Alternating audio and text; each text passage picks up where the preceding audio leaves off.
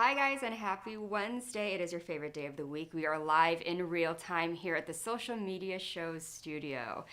As always, we come here every single week and we introduce you to amazing people within the city that have to do with arts, entertainment, politics, entrepreneurship, and all of the above. We meet some amazing, motivating, and very inspiring people here every single week, and it's always a surprise to see who we're going to have. Because as we build all of our shows and all of our television programs up, we get to meet more and more amazing people as our reach gets larger and larger, not just within this amazing city of Las Vegas, but also in the whole entire country. So as always, we always have a theme that goes around every single week, whether it be politics or whether it be writers, all these different types of people that come and go, and it's so interesting to learn what they do and why they do what they do. But today's theme, we're going to have two amazing artists, two amazing performers with very, very big, vivacious personalities, and I cannot wait to introduce you to them. Both of them have never been on my show before, but I know that they're not a stranger to the camera, so it's going to be absolutely amazing to have them sit here and talk about what they do and what keeps them pushing here in the amazing city of Las Vegas and on the west coast of the United States. So grab your drinks, grab your snacks, grab your lunch, and make sure you don't miss our amazing two interviews coming up. So I'll see you after this break. Hi, I'm Deacon T with Modern Word Ministries. It's great to be with you today. Just a short little promo for our show. Every Sunday morning we have service, and you can follow us at 10 a.m. Pacific Time on modernwordministries.org. And if you missed us or you want to see some of our older messages, go ahead and check us out on socialmediashows.com every single morning at 9 a.m. It's a great way to kick off your day, get a little bit of the word in you, get something uplifting, get you started off on your way. You know, if you're looking for prayer or you need some help, reach out to us. If you go to our website, again, that's modernwordministries.org, you can interact with me via telephone, via DM, text message, whatever you want. I'll get right back to you. So if you need prayer, you need help, you just need somebody to talk to, Modern Word Ministries is here for you. We are your church in the community. So until you see you next time, be blessed, everybody. Bye-bye.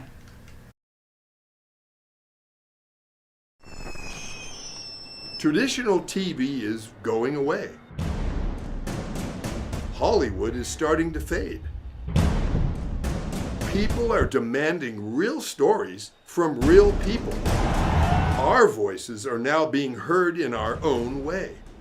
Podcasts, Facebook, Twitter, YouTube, and TikTok Live are becoming the norm. Internet TV has now reached the highest demand in human history. Social Media Shows is now the new media of the century.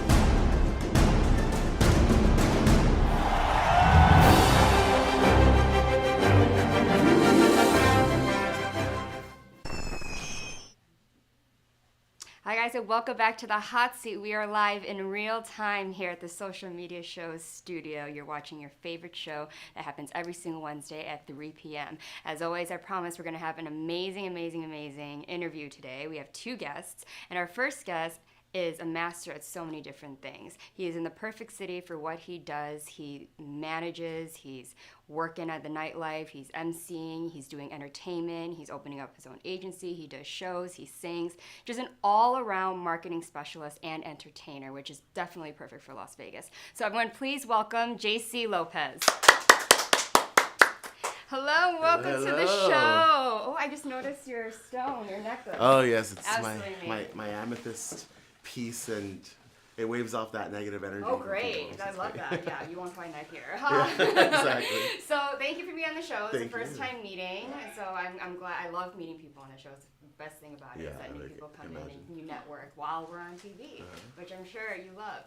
So you originally are from California, right? And you've moved around, and you've only recently called Vegas home within less than a decade that you've been here. Yes, it's right? almost 9 years. Yeah. Yeah. I started off running a marketing firm here, and that's why I moved here. Start sales, marketing, worked with Sam's, Costco, did a bunch of stuff, and then after 5 years, I said, I miss entertainment. I wasn't singing, I wasn't performing, I wasn't producing, and I've been doing that my whole life. Since 18, I've been running a theater company, managing the arts, just being out there. And for a while, I loved it. And it was kind of its own art form. You know, I was always speaking at conferences. I was being that motivational speaker. And it was great. But I needed the stage. I needed the limelight of singing and producing and working in the industry. So I closed down that, launched an entertainment company. A month later, COVID happened. And that's called Relentless Entertainment. I want to get Yes, that out yes, there yes. to everybody. But I did hear, because within my research, I did hear you quote one thing, that you're all about starting small and just kind of growing, which is definitely something Las Vegas does. So what really inspired you to do an entertainment agency, especially when you took a break from entertainment and you kind of just jumped into that? What sparked that? I'm really good at giving people a chance. There's a Okay. lot of people that want to be a singer, be an actor, be a drag queen, be in the arts. And there's not a lot of places that give the chance to people who are disenfranchised, who never had the opportunity, who never even tried it. So I wanted to give an opportunity to that. Meanwhile, also being able to give further avenues to the professionals. So kind of literally from the bottom all the way to the top, and just give them everything that they can. Vegas is great because there's a lot of entertainment. It's the city of entertainment, but there's not a lot of local spots that somebody can just say, hey, you know what? I'm like 20 something. I'm a really good singer, but I just want to be in a show.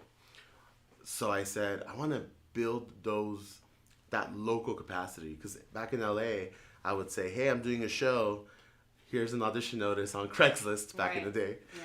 And I would have 50 people lined up. I've tried that here and had like nobody. Yeah. So it was really interesting. There's no local vibe. A lot of people here are brought from all over the States to be on the Strip, to be in shows on Fremont, to be models, to be actors, to be dancers. So I wanted to give a chance to the locals here in Las Vegas to shine. And that's why I started the company. And like I said, at first it was through COVID digital. I started with a lot of entertainment shows online on YouTube.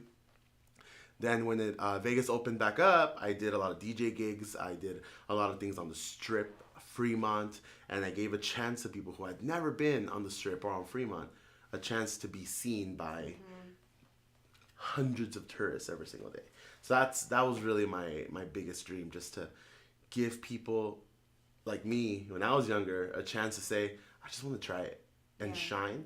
And now I see people on TV, on American Idol, on RuPaul's Drag Race, on things like that started off just with a tiny little show and a little dive bar are now up in lights. And that's my favorite thing about producing an entertainment company.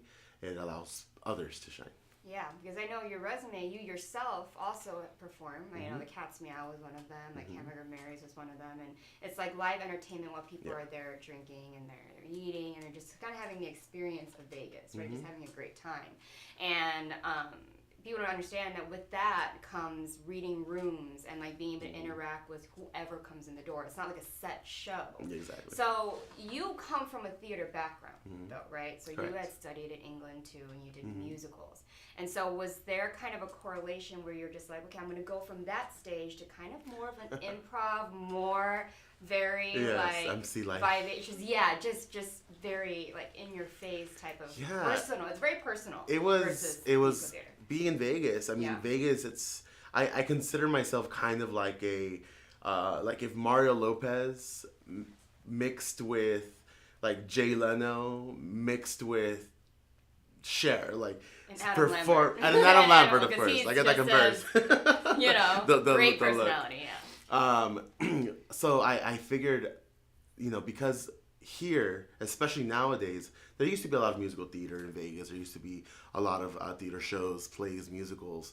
Well, now it's a lot of residencies, nightclubs, DJs.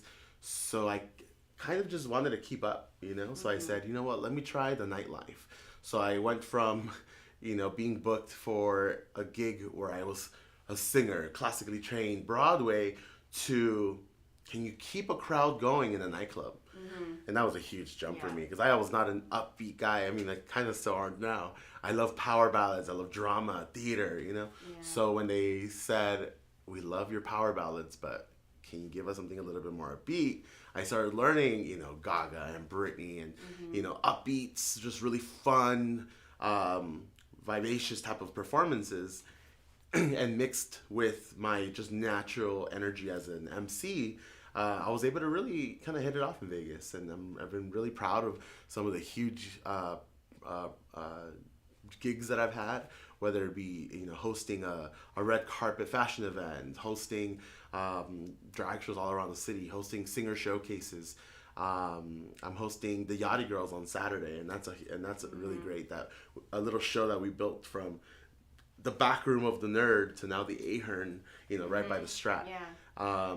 And it's been so fun, and I'm very versatile in the sense of whatever the gig is, from corporate to nightclub. I've been able to just step in and have a lot of fun, and I don't consider myself the most amazing singer in the world, but they keep wanting me to sing, so I must be doing something right. It's the confidence, right? Yeah. And you brought up something that I was just about to jump to. So, Day, you're a beverage manager at Virgin Hotel, which congratulations, you're managing Thank you. so many different, bars Yes. and within Virgin Hotels, and it's a very popular hotel with a lot of the young people coming in for the clubs and the restaurants.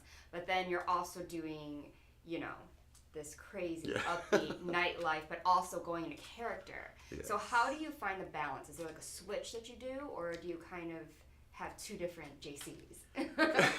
Well, what's funny is I'm a psycho. I mean, Gemini. Yeah. So what's funny is that there is kind of two JCs. Oh, there you go. I'm very Yeah. introverted, Yeah. believe it or not. Where if I'm at home, I just want to play video games. I'm quiet. I just want to chill, relax. But when I'm on stage, it's a whole other person, and he just comes out, and he's very natural. It's very pop in, pop out whenever I want. I see it at Virgin sometimes, where I'm, beverage manager, director, and then as soon as I need to, I say, but I'm also an entertainer. Yeah. And it's fun that I get to be this executive person, but also have kind of like a alter ego, Yeah. So it's really nice. And lucky for me, they know that, so they want me to do entertainment at some point too. So my knock on wood, in the next few months, I'll hopefully be doing entertainment there, and then all these people who have supported me over the last few years everywhere else, I can bring to Virgin too. Right, so they can see the versatility and the duality, because that's Vegas in general, and it's the Absolutely. only city you could do that at. Like, I don't think anywhere else you can be corporate, have this great LinkedIn, and be the head of all these places, and then all of a sudden you're doing this and Sing on the side. with your shirt off, and you got glitter and a little tights on. Yes.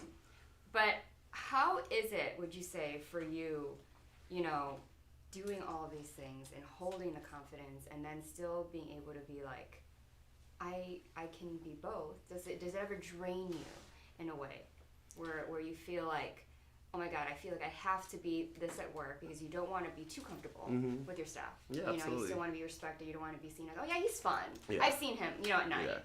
And then at night, you have your different types of people that you're leading, especially if there are people from your agency. Trying to get respect. You're trying to gain the boss, but also being seen as someone that's still marketing yourself, Professional, because you're yeah. still an actor. You're still out there Exactly. marketing you as an entertainer. You don't want to throw that away. Yeah. And I think the hardest thing for a lot of artists here is to have that balance and not be overshadowed by, okay, now you're helping so many people. Now everyone forgets that you're also doing that as well. Absolutely. So do you ever just feel kind of like... I feel you the know? arts give me the energy to keep going. I always say, if somebody came up to me today and said, hey, we'll make you a millionaire just to perform, I would immediately drop everything and go, Yeah. right? But obviously in reality, especially with the life nowadays, the economy, maybe 40 years ago when, things, even with inflation, things were, a little bit cheaper back then. And it was a little bit easier to be a starving artist back in the day, right? Nowadays, it's a little bit harder. Things are, just to have a one-bedroom apartment. So having a professional life, it's kind of necessary for a lot of people to be able to survive and just kind of live. But the arts are the thing that keep me going. Whether it be behind the scenes, in front of the scenes, it gives me a new air to just keep going and push. And I try not to lose myself in the sense of, I'm still an artist. I want to... I've never created original songs. I still want to do that at some point. I want to record music. I've never done that, believe it or not. And all the connections I've had in life, because I've been mostly theater, which is a completely different world. So I've had to learn how to sing softer and lighter, just in case one day I get asked, hey, I want you to record a song. I've done all types of stages, but I've never done professional like Broadway theater. So if that happens, well, can I drop my life to do 8 shows a week? The answer is probably, right? So I've always prepared myself for whatever comes, I'm ready for it. And I'm never type of person to say no because it's hard. I know it's going to be hard, especially in entertainment. I mean, for every 10 auditions or pitches you give out, whether it be behind the scenes or front of the scenes, you're going to get, 9 no's out of 1 yes. So for me, it's always kind of they say don't lose your day job until your business really sets off. And that's kind of what I consider it. I feel like for last, 18 years, I've said, okay, what if I make it as a performer? And I was like, okay, I'm good. But I feel like where I really thrive is running a business. So now I'm older. People are starting to say, oh, wow, he's had a huge resume. He knows what he's doing. Let's follow him. So I said, you know what? I feel like my huge entertainment lift will come in my 40s. And I'm 36 now. So I said, I'm kind of almost there where something's going to happen, whether it be corporate entertainment, whether it be my own company, whether it be something where I'll be able to run and help people and build people and live the dream that I've always had, but also make a lot of money from it and not have to be the starving artist. Right. So I've been very lucky. I've been very honored to have had such an amazing professional life, meanwhile also doing the entertainment. But 100 hours a week can be draining. But all I need a week is maybe one solid power ballad somewhere, whether it be karaoke or a stage or something, and I feel like I get a freshness of I remember what I'm doing this for, so it makes me want to keep going. Art refuels you. Absolutely. Basically. It's my gasoline for life. Yeah. So this isn't a controversial question that a lot of actors, specifically, are on two different sides, and I think it depends on whether or not you've done it or not. And you have. So you've actually classically trained as a singer, and you've actually done acting in some way, whether it be theater instead of film. It's the same thing. In a training sense, in a training form, prior to just jumping into professional and trying to just become an actor. Do you think that going to school and having, because I know that wasn't the primary thing that you did, but it was part of it, so you did have some training. Do you think that kind of has helped you see the arts in a more professional way versus some people think that it doesn't matter? Right. Right. I always tell people on the business side, I talked to somebody 2 days ago and they said, I want to do fashion. So I feel like I need to go to fashion school to learn fashion. And my first question was, well, what do you want to do in fashion? Exactly. And the answer was, I don't know. So I said, okay, then school is maybe for you. Yeah. It gives you a little bit of everything, a little sample of every aspect of fashion. But the thing is, once you pick what you really want to get into, get an internship. You might have to work for free for a year or two, who knows? But that experience is just priceless because school can only teach you so much because essentially nowadays, there's not a lot of trade schools. Like I always tell people, I was like, you're better off going to ITT Tech and getting a trade than going to school for 5 years because you might not learn much. So I'm kind of in the sense of like when it comes to the arts, if you know what you want to do, go for it. Experience is going to be your number one way of really becoming a pro at what you do. But if you just kind of want to see what you're doing, then maybe go to school. It's more of a let's figure stuff out rather than let me master. Because sometimes, sitting in a room, learning about history of theater, learning about, history of music, it's great, but things from the 1700s aren't going to help your voice. Right. Help your piano skills. You can learn all about Beethoven, but it's not like getting on a piano and just playing 5 notes here, 5 notes here, putting it together.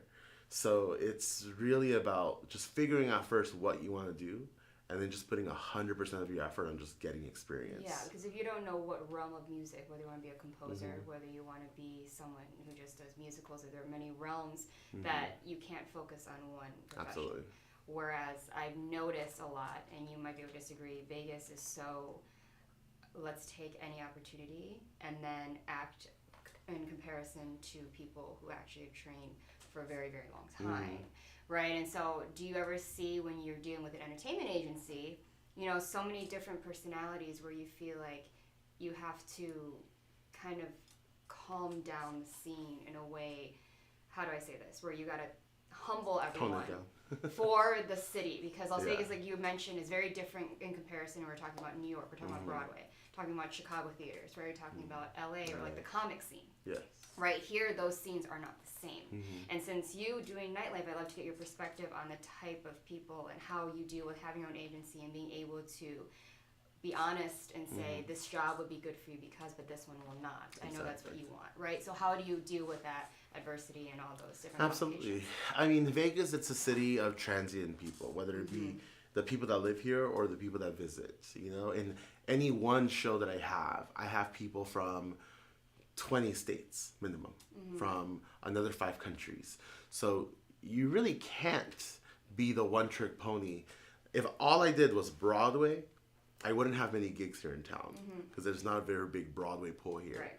But when I say, oh, I'm Broadway trained, which means I can sing well, but let me sing I Will Survive for this disco-loving older crowd. Or let me do crooners. I did crooners. We got Best of Las Vegas 2021. And I went from Broadway and nightlife to suit and a glass and singing That's Life, Frank Sinatra. You have to cater to your crowd. So being such a diverse crowd here in Las Vegas, someone has to be versatile and say, hey, this is what I've always done, but this is what they want. So how do I get in here? And it's just getting out of their comfort zone. A lot of people say, this is what I'm good at, this is what I'm going to stick to. And many people have done well with that in the past. But nowadays, people lose interest. Their attention span is like 10 seconds. So, I mean, you have people even like Cher and artists like that say, hey, you know what, I'm going to try ABBA. I'm going to try electric music. I'm going to try, using auto-tune on the song. And then she did When You Believe, and that lifted her off with a new generation. So if people here in Vegas are not willing to go outside of what they think people want and just try new things, they're going to struggle. Because Vegas is the city of everything. In just one show, I'll go from, upscale, like upbeat pop to a Broadway power ballad and wrap it all up with some sort of like mashup.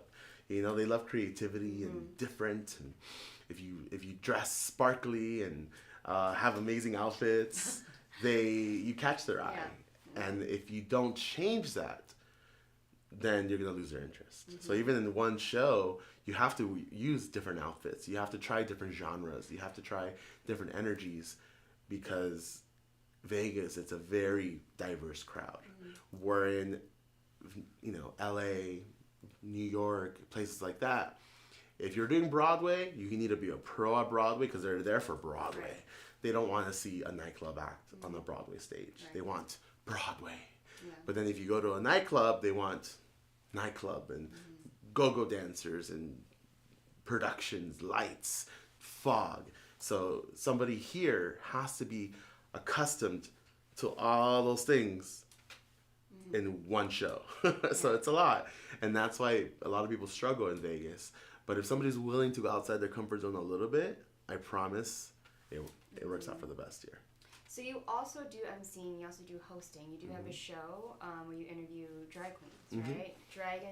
Dragon singers, yes. Okay, that's what I think. So how long has that been going on, and what is that experience like? What was the motivation behind doing that show, apart from separate? Because that's now you're doing film version, and then you're sitting down, you're talking to people who also do live entertainment, right? And which is a different style of entertainment. That's a lot of work behind there. So much respect to the drag queens. They are fabulous. Like, that's a lot of work. Like, I have friends that do that, and I'm like, oh my god. It's the money and the rehearsing behind all of that is a lot. So tell us about that show. And is that an active thing? Are you doing it often? Yeah. So I started off with the first season. I mostly focused on drag for the first part, and I'm going to kind of move into singers. But again, it was a chance to get local entertainers a chance to shine. There's some amazing local talent with drag queens, singers, who don't get a chance to really get out there in the limelight. There are some amazing opportunities like RuPaul's Drag Race and The Voice and American Idol. But as we all know, as much as yes, there's some amazing singers there, they're, they look for a specific story. They look for the sob story. They look for this and that. And there's a lot of people that are very talented that don't get a chance to get on things like that. Maybe because they don't look the part. Maybe because they just don't know where to go. They haven't had the opportunity. So I wanted a chance to just sit them down and show the world they're here. Let them promote what they're doing. Let them promote themselves, their story, and show people that, it takes a lot of work to get to where somebody's at. Somebody might look like 100%, but it took a lot of struggle, a lot of sacrifice to get there. And I wanted to give that opportunity. So Dragon Singers is a chance for me to take people that I see in the community and put them out there for the world. And of course, I don't have 1 billion followers. I don't have 1 million followers. I don't have that just yet. But regardless, those few hundred that see it now get a chance to say, hey, you know what? I'm gonna go to that club and watch them perform. And then they have a new fan. They have somebody else that they can follow.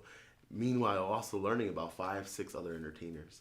So hosting that, same with venues. There's a lot of cool venues here in town that just don't really get the limelight, or maybe have a little bit of older management. So that's why I did a Relentless Entertainment Live, kind of side by side with that, to be kind of the way of promoting local venues that aren't on the Strip, that aren't just on Fremont, and give them a chance to say, hey, they exist here in town, come check them out.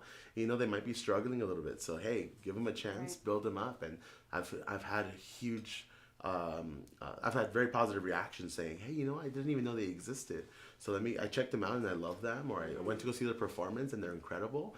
I normally stick to things I see on TV and go see them, but now I'm following the local crowd. And they deserve that fame and acclaim, a little spotlight for them. They work very hard, but because they're not on TV, they don't get it. So it's my chance to get them on TV and give them that chance to say, hey, here's my episode. I was on the show. The guy's, interviews a bunch of famous people, and here I am. And let me shine, In my experience being a host, you learn a lot about people, right? And you learn a lot about different industries, regardless if that's what you do or not, What is something that you've taken from stepping back as the entertainer and always being in the spotlight to just talking to somebody about themselves? What have you taken from that? There's so many different types of stories, and like I said, on TV and things like that, they cater to a lot of that, but it's almost a little bit dramatized, right? Sometimes someone doesn't have to say, oh my gosh, I almost died to be here. Right. They can say, hey, I just struggled for a while, but now here I am and I worked hard.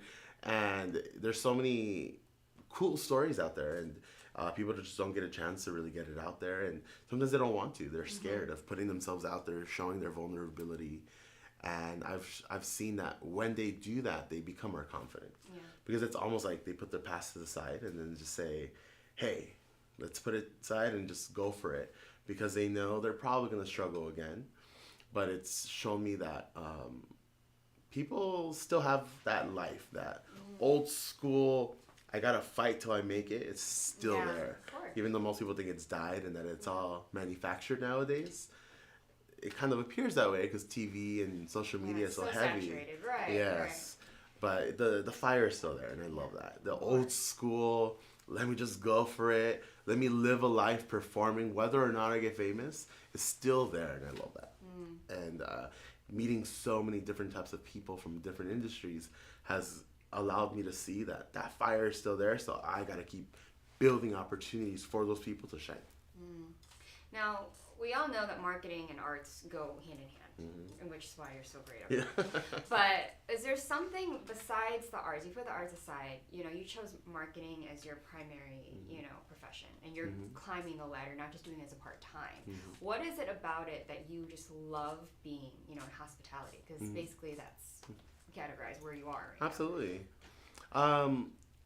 It's kind of the other side, right? In order to make a successful show, in order to build a successful production, in order to build a successful event, you need people. So it's allowed me to really understand any type of person, whether they're different races, different types of personalities, different types of lifestyles, right? Because it's different catering to a show to a general audience than to cater to a high class I have a lot of money audience. So I've learned how to be just very versatile, very flexible, how to change my tone of voice to cater to different types of people.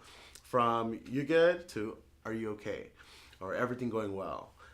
Different types of words, different types of languages, different types of, intonations and things like that to cater to different people. So I call myself a chameleon. Yeah. No matter. You're an actor for real. Yes, You're like... exactly. I mean, that's kind of hospitality, marketing. Being a food and beverage manager at Virgin, I see so many types of people, from the people that are just like, I just wanted a little staycation. I've been saving, a few months just to be able to come into this really nice hotel, to I have $10,000 in my pocket, which happened yesterday. Actually, it was really funny. So I talk to all types of people, and I have to be able to relate to them. Yeah. I don't have $10,000 in my pocket, but I need to be able to make them feel like I'm one of them. Right. Whatever level of people, and at the same time make them feel at home. Mm-hmm. Not be fake, overbearing, or say, "Oh, $10,000 person, let me treat you better than the other person." Everyone needs to feel equal at home, and that's what marketing and hospitality has taught me. And it's great. I get along with everybody. Everyone deserves a chance to have a little fun, just let loose. But some people just like it in a different way than others. Mm-hmm. Like I have a guy I met this week who he was literally at the bar on his phone, did not say one word. Went to the restaurant, ate by himself on his phone, not said one word. And I talked to him and I said, You okay? Like, you feeling good? You having fun? He goes, I've had a blast. I've just been enjoying the atmosphere. Yeah. And for me, that's obviously I'm a talker. Right. So for me, I was like, oh wow, like he's having fun just sitting here. Mm-hmm. But that's great. We made him feel good by getting him drinks, promoting certain things. I told him, hey, we have a restaurant. You want to check it out too? And he did, and sat there by himself and enjoyed the atmosphere and ate well. And he had a blast. Well, I have other who are... They need company. Yeah, they need company, and they need to talk to every other person they see. So everyone deserves a chance to just have fun, let loose, whatever way they can. So it's allowed me to really, like I said, become that reflection for them and mirror them and be that chameleon and give them a good time. Yeah, be their friend in that moment, whether or not you even know their name. Yeah. Amen. So let's talk about the faux hawk. Is this your signature look? This is everyday JC. Everyday JC. You know what's funny? So when I was little, I always had a little comb to the side look, very like old school Frank Sinatra. And my mom was really the one who made that happen when I was little. But I was bullied a lot. Mm-hmm. I every single day. I say it's like if they put a sign in the front of the school that said, bully this kid. From the nerds to the super popular kids, I was bullied by everybody. I was very universally bullied. Thank God never physically, but it was very mental. So when I got to middle school, I moved. And that was after 15 years of the same. No matter where I went, same kids, same bullying, same situation. So when I moved, I had like a little midlife crisis, and I said, I need a change. Yeah. And I saw it on TV, and I said, I want a faux hawk. I want that. I saw it on the book. Mm-hmm. And my mom was very against it. She said no. And they kind of started as very old school traditional Hispanic parents. Now they're beyond by liberal. By this point, they're like, you know what? It's fine. I mean, the world didn't end, you know? Yeah, exactly. My brother is tattooed and piercings, plugs, which is everything they were against when I was little, which is why I don't have any tattoos or piercings yet. They're all fake. But I said, let me try it. So anyway, long story short, I went from that back to kind of old school look when I got into professional world, because I said they need a certain look. Yeah. And I really didn't know myself yet. I studied in England. That's where I really kind of came out of my shell and said, I'm by myself, thousands of miles away from home. And I just kind of learned who I am and said, you know what? I'm really good at this. Hey, I'm going to take this room and I'm going to make a show for 20 people. Or you know what? I'm going to take this lecture hall, get a big spotlight, 3 colored lights, platforms, and build a whole production here. Mm-hmm. So I started just becoming that person who just really did everything they wanted to set their mind to. And it became a huge thing out there, to the point where, to this day, That theater company is still running and now doing professional productions 2 times a year, showcases all over, and it's so cool to see. But I kind of learned who I was. So as I grew up and got into entertainment, started running behind the scenes. I did retail. I run my marketing firm, entertainment companies, everything. I said, you know what? It's okay to be a little different. So I kind of went back You went back to the of faux hawk. course. And I was running nightclubs, so it was a perfect look, you know? Yeah. When I was running a club recently, I started with suits. I kind of walked in, and people were saying, oh, he's so scary. Tall dude, scary. Yeah, very, He's very so professional. Right. So I kind of like had to dumb myself down a little bit in the sense of the look, but be more hip and just kind of more, you know, with the crowd. And I started wearing sleeveless shirts. So Oh, no matter okay. how professional, Wow. I have my little quick Right. change. And just kind of became that look. And it just kind of worked. It was kind of fun. Now it's a whole thing. Yeah, it It's just you. becomes it's just me, yeah. It's you, And yeah. then I got Virgin, and I said, wow, I'm probably going to have to go back Mm-hmm. to professional look. And they loved it. They said, you're in a 3-piece suit, and you have a faux hawk, and we love it. We love But it individualism. works. It works. It works for both. And no I one's can't- like kind of taken aback. I feel like Yes. people are just kind of like, okay, cool. It's Maybe just me, it's- yeah. it's just And you. between my personality and energy and stuff, Yeah. people just kind of accept it, and they think it's so cool. I get so many compliments on a daily basis about Yeah. my suits and my Yeah. full. I have a red suit that everyone else was I like, feel I saw that on your yes, they're like, a red Yeah. suit. That's very. kind of blue. That's you a know, lot, royal blue. and they But love if you it. I feel like if you own it though, Yes. just like your handkerchief or your pocket square, it's not too taken Mm-hmm. like because you're owning it and it just kind of works. But if anything, people are just looking because it's like wow, they have Yes. the balls to walk in like that. Absolutely. But it's not kind of like oh my god, a mess, right? Like there are Exactly. differences. It's the energy you bring Yeah, for it's it. Like I always energy. tell people, it's not about what you're wearing and whether it works. It's do you make it work? Yeah. Do you let the clothes wear you or do you wear the clothes? Exactly. You know?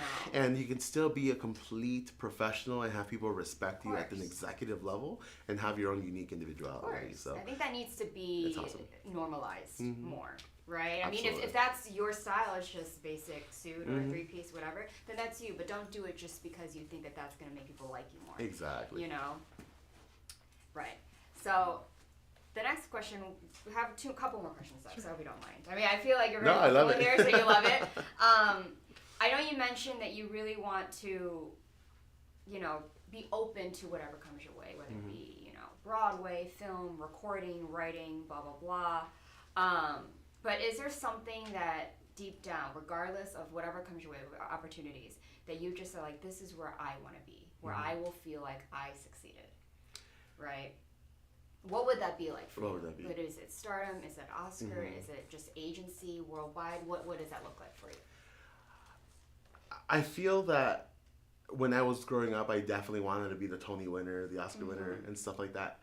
I've realized that I just really thrive when I'm helping others and I'm building others. So for me, if I had an agency where I, you know, maybe won awards for the company and the things that we've done for the community and things like that. But if I built the next Oscar winner, if Okay. the next Tony winner, the next, you know, YouTube $1 million, you know, crystal holder, things like that, I would have done my job in life. Okay. I feel like my purpose in life is to build people to be where they want to be and give them the opportunity that they might not be confident enough to do. I'm really good at saying, hey, you have talent, but you're like right here right now. If you kind of hang with me, I'll get you here. I'm not saying I'm the most talented person. I'm saying I can bring your true talent out. And that's what I'm really good Like at. That's management, right. that's my forte, running things, managing, and giving people a chance to, I kind of say like, make them think that they're bringing it out, even though I'm really the one bringing it out. So that way it builds their own You're a confidence. talent manager in a way. Yeah. Absolutely. So I think that's, you know, ideal. The reason it started was because I did not have the confidence, the energy, or the talent, honestly, when I started. So I said, well, if they don't want to give me the opportunity, I'm going to give myself the opportunity. So I started producing. And this was at 18 years old, 4 months out of high school. And I ended up getting a chance to produce the first musical in 10 years at my high school. And that lit me up to just say, you know what, if they don't want to give me the chance, I'll give it to myself. So I started producing shows and saying, hey, I'm going to do a showcase.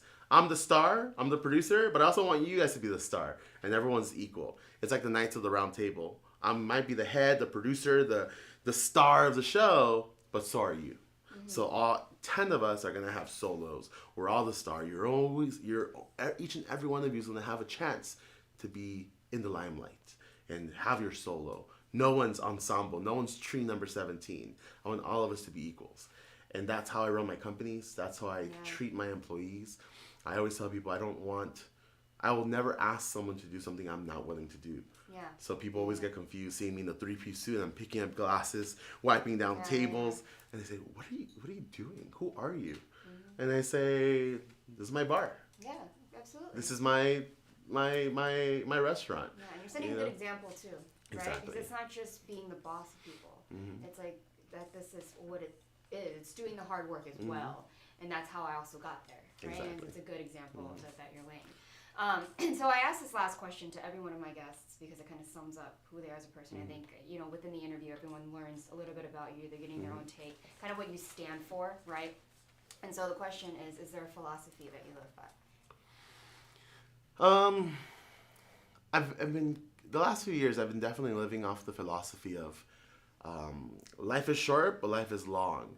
So live like you have a very short life, but understand that you'll have a long time to be this happy. So I recently, in the last year and a half, had a moment where I had a surgery and I almost died from it. So it made me realize I don't have time to save money to do this or to wait one day or maybe this will happen. I have to make it happen because I could be gone tomorrow. Right. So I tell people, live like you're going to die tomorrow. But understand that once you get there, you have a long way of happiness to go. So I always tell people not to be held back by things that you think are going to hold you back, because that's all mental. You yourself decide whether you will be successful in life or not. You just have to do it. It's going to be uncomfortable. You're going to have a lot of sacrifice. It's going to be hard. But most things that are worth it are hard. Oh, absolutely. Just live your life like you're going to die tomorrow, but understand you have a long way to go. Oh, yeah, absolutely. That was beautiful. I love that answer. It's interesting because I sit here, and that's my favorite question, because I sit here and I watch people. Some people are like, I have no idea. Yeah. But then whatever comes out of their mouth basically is like a one sentence From the inside. of the whole interview. The whole 15, 20 minutes, however long it may be. It just kind of, because you can't really fake that. Yeah. Even if you don't know when you're talking yourself out of it.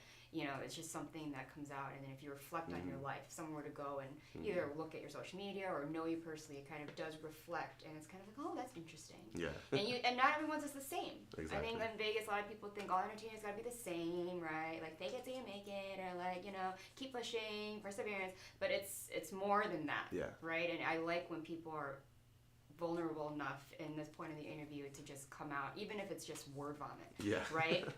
To just be able to express that to the audience and to me, and we just met, so you don't know me, but you're able to be very honest and open and vulnerable with me. So thank you for that. Thank and you for all of the that. chance to be here today. Thank you. Well, so thank you so much for this interview. I hope you had an amazing time it was fun. spending your time here and just speaking your truth, which I genuinely love. So just one last thing, if you want to tell the audience your social medias, and if there's anything on the entertainment side for them to look forward to, whether if not you have your talent performing or you're performing at, if you want to tell them that. Absolutely.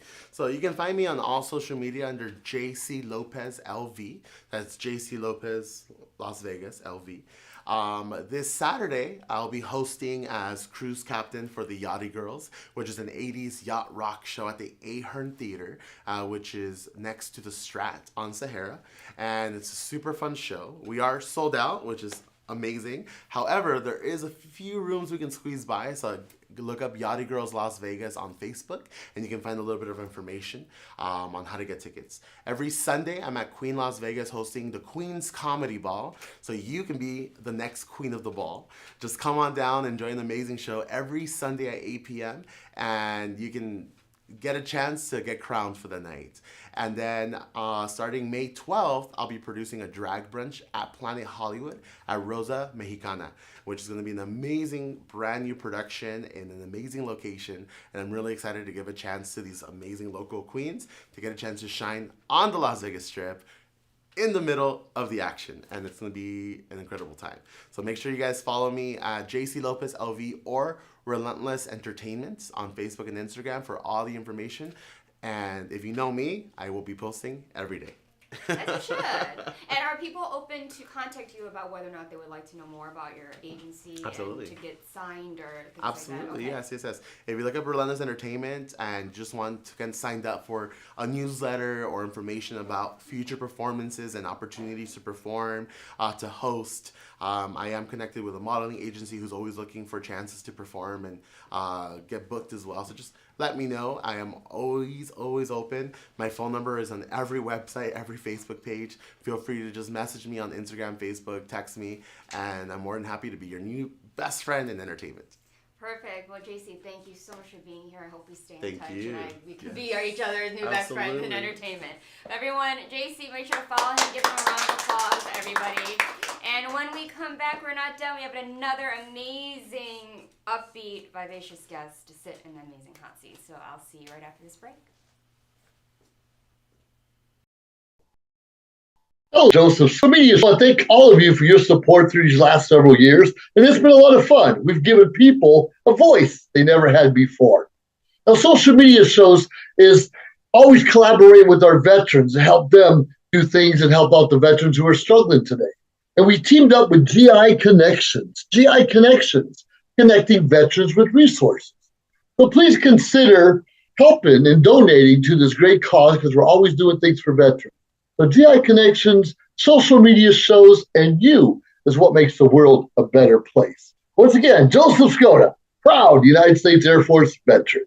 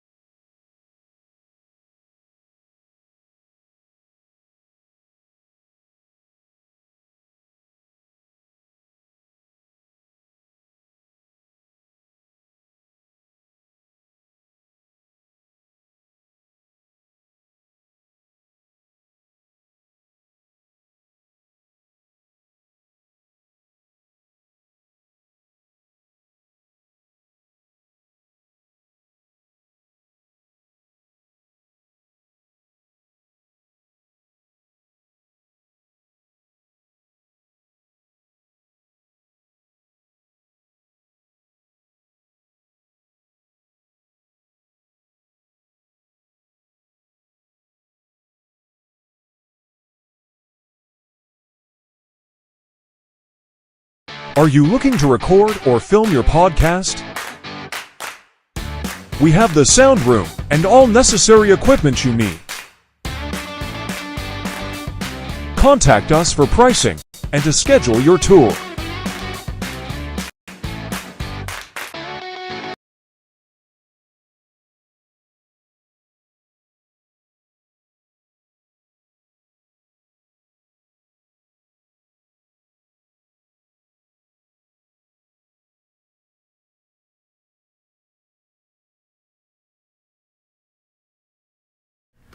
Hi, I'm Deacon T with Modern Word Ministries. It's great to be with you today. Just a short little promo for our show.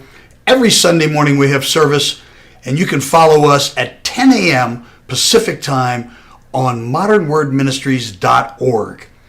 And if you missed us or you want to see some of our older messages, go ahead and check us out on socialmediashows.com every single morning at 9 a.m. It's a great way to kick off your day, get a little bit of the word in you, get something uplifting, get you started off on your way.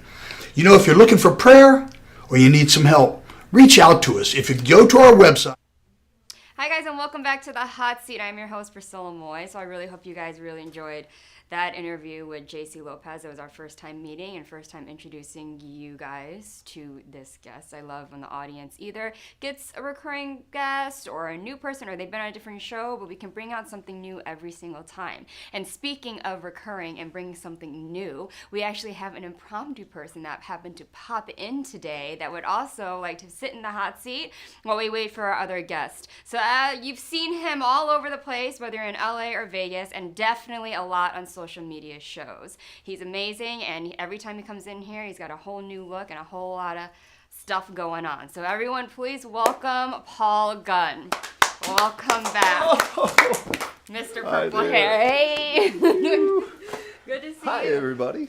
Thanks for having me back. The hair, this is amazing. This is, you gotta talk about the hair, because it's the story. It's funny because, well, there's like a backstory behind all this. Well, to answer your question, Ziggy and I have a couple of parts on Skate to Hell, Sean C. Phillips' film. And we are going to be in Nelson, Nevada starting tomorrow. I mean, they've been filming for the last about a week, I believe. But yeah, it's a comedy horror, so the hairstyle I kind of just cooked up for the part that we're playing. So That's pretty cool, though. Thank you. It's very well done too. Like you got some thank you. orange, you got a little shade that's highlight, it's dark, it's everything. What's the weirdest hair color or style that you've had? I went Rihanna red back in college. Really? Really, like you think of like a candy red apple or a lollipop. Okay. Yeah. Freshman year of college. Okay. Yeah. And how did it make you feel? Cool. It was a vibe for that, and I don't know if I do it now. Maybe a wig. I think if I'm gonna do crazy colors like that, I think I would do wigs. Yeah. Okay. Because it's a lot of upkeep. Yeah. As you know, like Yeah. it starts to fade, or your hair grows out, and I have black hair. Like you got constantly, and you don't want to have like 3 inches of black, and then it's not a vibe. Okay. Right? Yeah. You already know sure. what I mean, right? It's a lot of work. It is. I mean, the upkeep. When guys ask about like, oh, hey, what should I eat or how should I work out, and I'm like, okay, how good do you want to look? Do you want to look competition good, or do you just want to, I don't know, firm up a little bit? Because you can't just go to the gym and work out like in order to look like competition good or be ready for a photo shoot good. It's different. Your body's different. Everyone's different. The genetics are different. Yeah. Height, size, all that stuff. So it's not the same. Exactly. You know, it's a general question. It's like, all right, well, I don't know, dude. Yeah, but then like when I write all this stuff, I mean, and I learned this a while back because they're like, okay, I just want to kind of get in shape, and then you like write all this stuff down for them and you give it to them, and they're like, oh, okay, well, I don't know if I can do that, and then they throw it away. Right. Yeah, it just seems a little too much. Too much for me. So Right. It's we it's a lot more involved than just okay, I got to eat chicken breast now. There's like it's structured like if you want to get in that shape. If you don't want to get in that shape, okay, there's like some really simple things to do. But every time you drive by a really nice golf course and it's all green and lush and manicured and edged and everything is just perfect on it, there's a lot of maintenance that is involved to make it look that way, and it's the same with hair. Everything.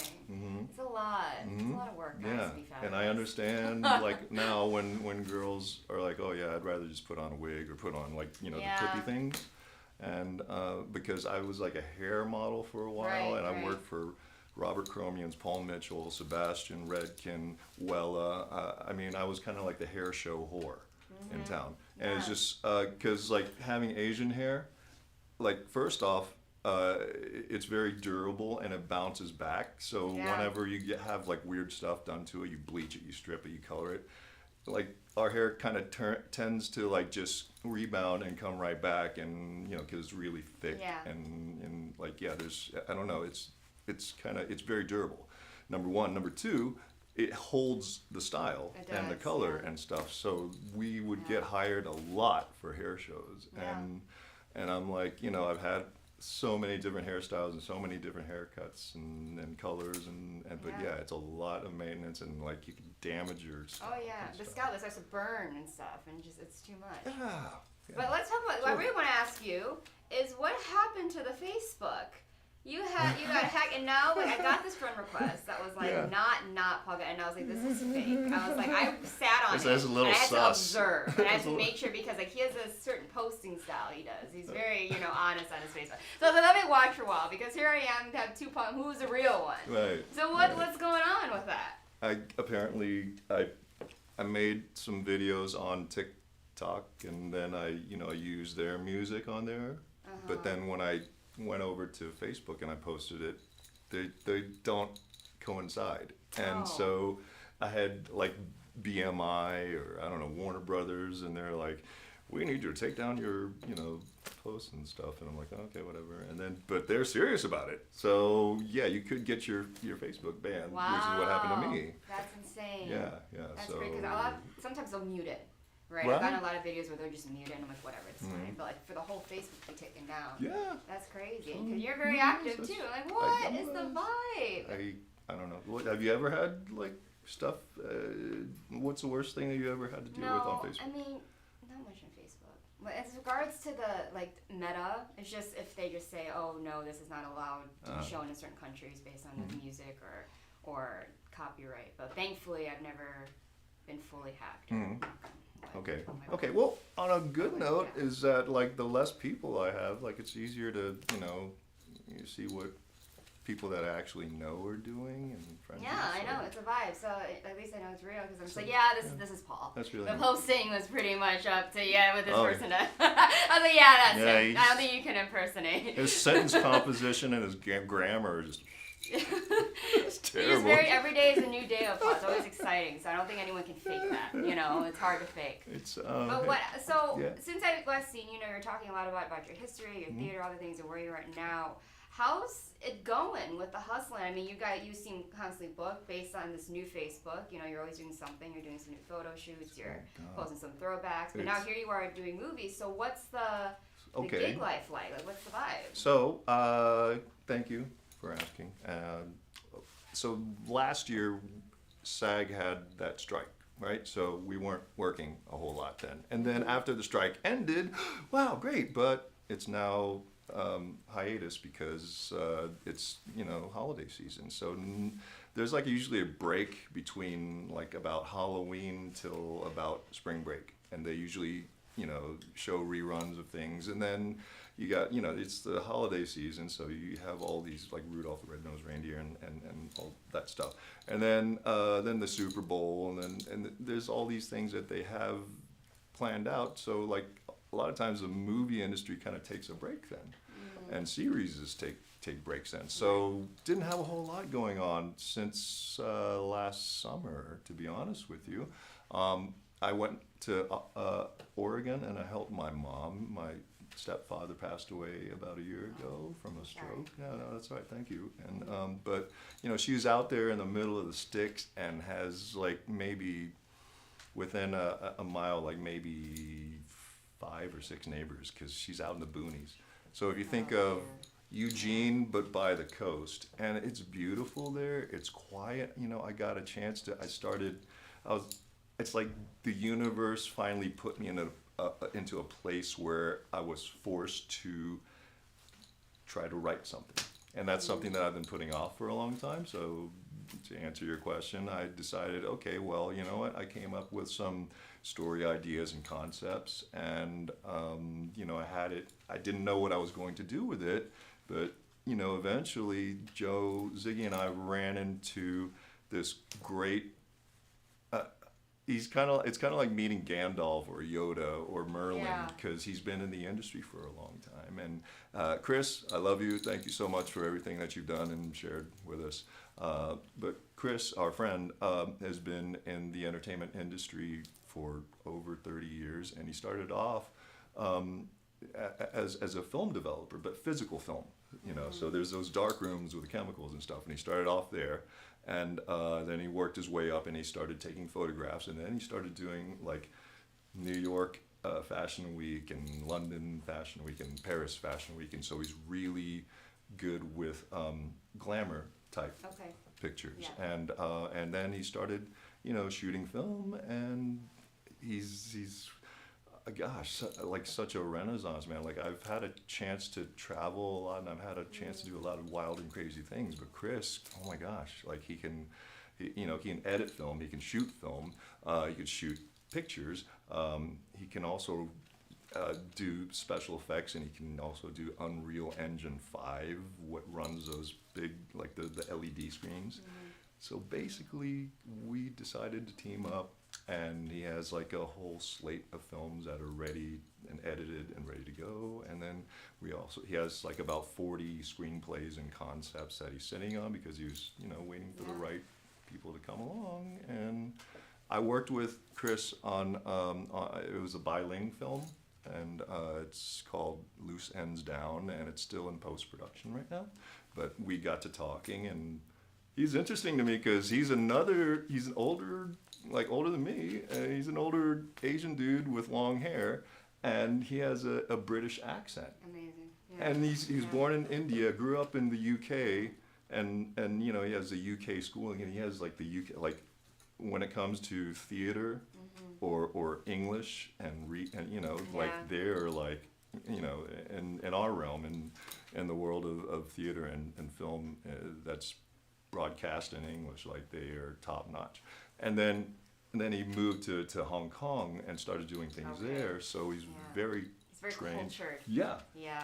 And has the equipment, and we're just working on getting that sort of stuff together. So Ziggy and Gunn are working on their production credits, as well as getting roles that are more, well, I guess he analyzed our stuff, and he's like, well, kind of might want to consider changing the public's I don't know, vision of you or interpretation, because I've been playing a lot of heavy roles. Heavies are, the main bad guy, the gangster, the drug dealer. And then, all that stuff. We talked about how you were on Bullet Train, and I recognized him right away, and I was like, there he is, playing the tough guy, the glass, got a cigarette in hand. He looks good, but just don't let him say anything. But thank you. But and he's like, okay, that's great and all, but you got to change the perception, and you have to start doing more lead roles, and you have to start doing more protagonist roles. Yeah. So he has us in mind when he writes and when he casts. That's great. Stuff. That's fantastic. I mean, to me, if it helps at all, and if Chris is watching, like, you and Joe are very character actors to me, and it's not easy to do that. Maybe it's the theatrics in both of you, and we'll meet Joe in a second. But it's very much you guys aren't focused on like the beauty of film all the time. A lot of times when I see you guys are always in a character. You guys are always doing character shots. And for some actors, it's very difficult and kind of too vulnerable for them to showcase, like, this is like, I'm like an angry person. You know what I mean? Yeah, like, it takes a real theatric person Exactly. to do those things. So if it helps you at all, to me, maybe it's because I know you guys personally, but like, I think that you play like those. Instead of keeping you in a box, I can see that you definitely aim towards versatility. Oh, cool. You guys are Good. the type that I feel like just jump in Thank you. anything that sounds super cool. Like, you're like, that sounds cool. and Let's just do it. That's what you, right. to me, that's the vibe. Like, well, That's that what sounds pretty crazy. Some blood coming out of my eyes. Let's freaking let's do go. it. Like, And you're right, because Yeah. I've been a singer and a dancer before, and an acro, and it's like a lot of times those skills are based on visual kind of things, and so sure. you have to use a different set of muscles. But when you move into acting, which you're very right, you must be able to, if you want to be considered an actor, you must be able to show vulnerability, and you must be able to cry and get sad, or you must be able to get angry, or you have to be disheveled. But the more that you're able to just let go and be an acceptance of yourself, then that you can. It's easier to fit into other roles because like you can only do the same stuff so much. Yeah, and then, before you get typecast, and Right. then like if there's no role for you, no one's gonna consider you, Yeah. and then you're just sitting there like, great, I put Right. myself in a pigeonhole. Right. Yeah. Fantastic. I don't great. know. Some people. I don't know. Some people. Yeah, some you people know, they love just that, though, they 'cause it's can do comfort. that, and Yeah. for some, Yeah. I don't know. But you know, I kind of figured I just wanted to live as many lifetimes as I can in this lifetime. But that's Yeah. just me. So, Yeah. but But how's it feeling back in Las Vegas doing it? Because you're a Cali guy, like you're out It's there in Hollywood. all Like, over do you love it? You come back because I feel like you guys come in and you run away right away. Like I can only get you guys in the studio at like once a year maybe, and you're here Really? by chance. yeah. I just I always love to come and talk, I know, talk great. to you, I mean, Maria, don't get me wrong. We're whenever you all want. open here. We're Yeah. close, so Vegas, yes. Um, but no. It feels like it's. I mean, because like now with the baseball team coming, Oh, yeah. and then Yeah. Hollywood 2.0 coming, Oh, that sure. you must be excited about that. I have no. my feelings. Yeah. Okay. Okay. I have Well, my yeah. thoughts. I'm not putting all the eggs in the basket. Let me just put Oh, it that way. okay. Okay. We all know Las Vegas. Mhm. We have a lot to go before Uh-huh. that. I feel like it's going to be taken advantage of properly, if Yeah. that makes sense. If I can say in the right business sense. Okay. Okay. You know, I So think just, Vegas, yeah. It's kind of like when you buy a new house and you're like waiting to work the kinks out or something. Yeah, but you know. don't know how to take care of a home, Right, and you yeah. don't know what you need to do to maintain it. Mhm. That is how I feel like, oh my God, we have Okay. to choose a certain type of locks on our door, right? It's the same type of the reason, and it's not negative, but I definitely see the reality. I think you worked in Vegas and film. I worked in Vegas and film, and we've definitely worked in different levels without knowing until you get into it, and then Yeah. you want to exit quickly. So, but I feel like in that sense, to maintain a giant production company, it's not just a studio like this. Not hating on small studios, but we're talking big, where there's going to be departments there. Mhm. There's arts department, there's makeup, there's costumes, and they're holding it there. I mean, people work there 24/7. Like Yeah. it's constantly a literal studio, just as much as Warner Brothers, Paramount. Mhm. And so the hands and the bodies that you need to do that, but also the knowledge and the credentials in order to know how to run those things. I believe there needs to be more thought into that because I believe it will be outsourced. Okay. And I'm not just saying to hate on everyone, Must but be in my interesting, yeah. experience and what I've seen in working with people in these different departments, a lot of those people for big productions come from LA. LA, yeah. Or they'll come from New York, especially costumes will come from New York and Okay, wardrobe and DPs and stuff. But if we need at-home people, they might move here. Principals, I think a lot of them will be cast From elsewhere LA. when Yeah. the SAG franchise agencies, which we don't have here, right? That's another thing you think about, you know? So in my mind, in order for it to be very all Vegas based for us locals to take advantage of it without just being stand-ins, doubles or Right. BG Extras. or BG or working grip, things like that, I think there needs to be serious, you know. It'll be interesting to let's see. rise. It'll be interesting for sure. And you know, I'll be here sitting and watching. Well- It's a show. Let's get the popcorn. American Film Market, which is usually in Santa Monica, is going to be here next year and starting from now on. So that's another thing. So Right. I don't. Yeah. It's just. But it's also asking the question of the standard that they're looking for. Yeah. With the American Film Market, they might be placed here, but where are those films coming from, right? Are they going to buckle down and accept, right? It's those questions that you ask, you know, and it's not hating, it's just a very professional way of looking at the business in general. Yeah. You know, because the there's- Academy Awards might not want that level of indie with a $1,000 budget, even though Vegas thinks that was the most amazing thing they've ever seen in the past 20 years. Sure. You know what I'm saying? So Vegas, it might be great, but in the real world of things where billions of dollars put in a production company might need a little bit more of a, Yeah. you know? Yeah. Yeah, because I don't think we have a big SAG franchise agency in Las Vegas. We don't, right? Exactly. It, So that's what I thought. So well, it's been a while.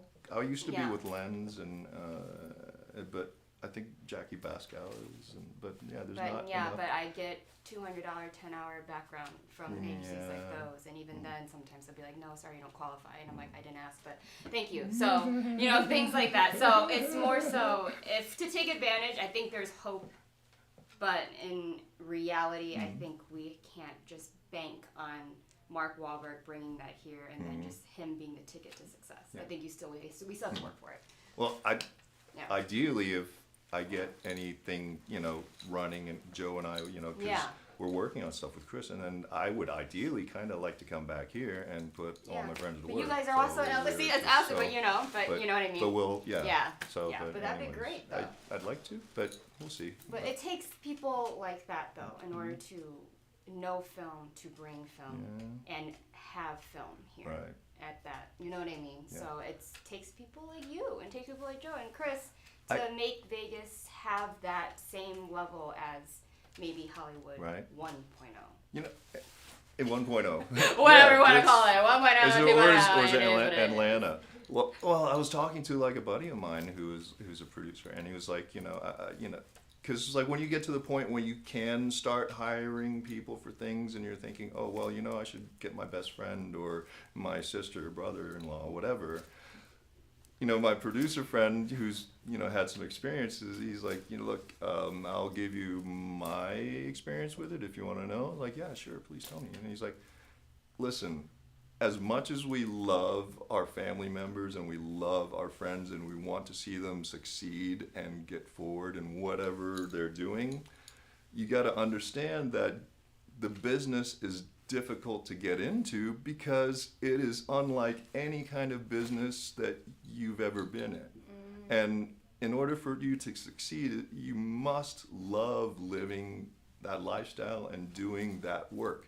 And that work often, calls for you to be on set for a good 12 or 15 hours, but then you got to come back the next day, and then the next day, and then the next day.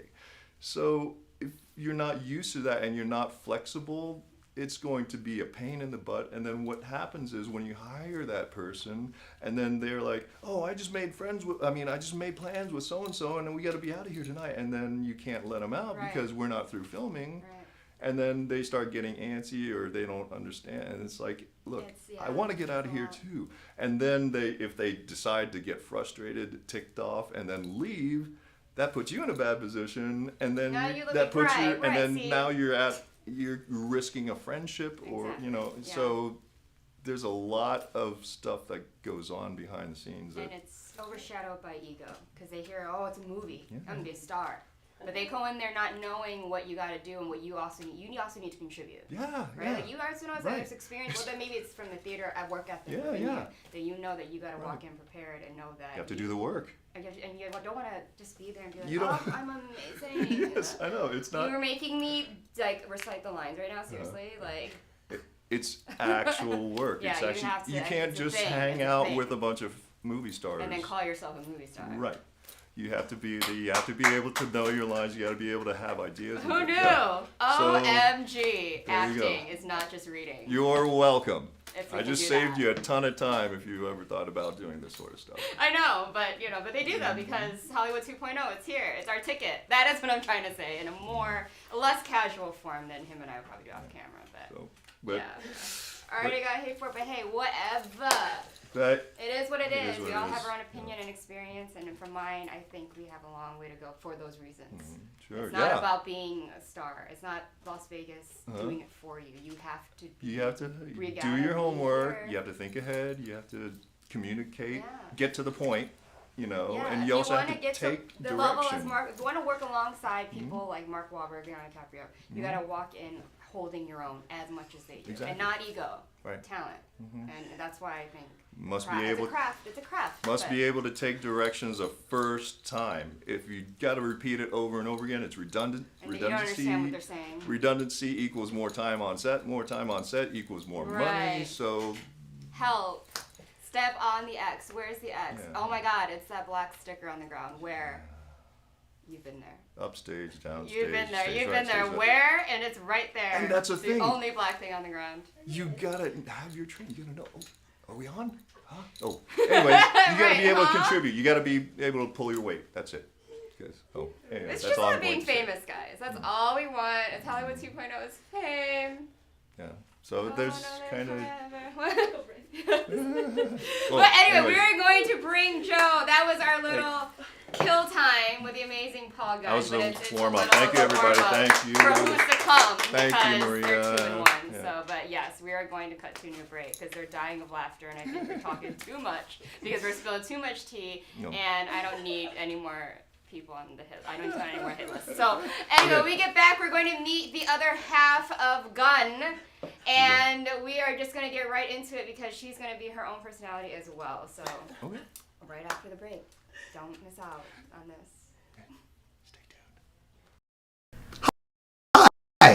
Today. Just a short little promo for our show. Every Sunday morning we have service, and you can follow us at 10 a.m. Pacific time on modernwordministries.org. And if you missed us or you want to see some of our older messages, go ahead and check us out on socialmediashows.com every single morning at 9 a.m. It's a great way to kick off your day, get a little bit of the word in you, get something uplifting, get you started off on your way. You know, if you're looking for prayer or you need some help, reach out to us. If you go to our website, again, that's modernwordministries.org, you can interact with me via telephone, via DM, text message, whatever you want. I'll get right back to you. So if you need prayer, you need help, you just need somebody to talk to. Modern Word Ministries is here for you. We are your church in the community. So until you see you next time, be blessed, everybody. Bye-bye.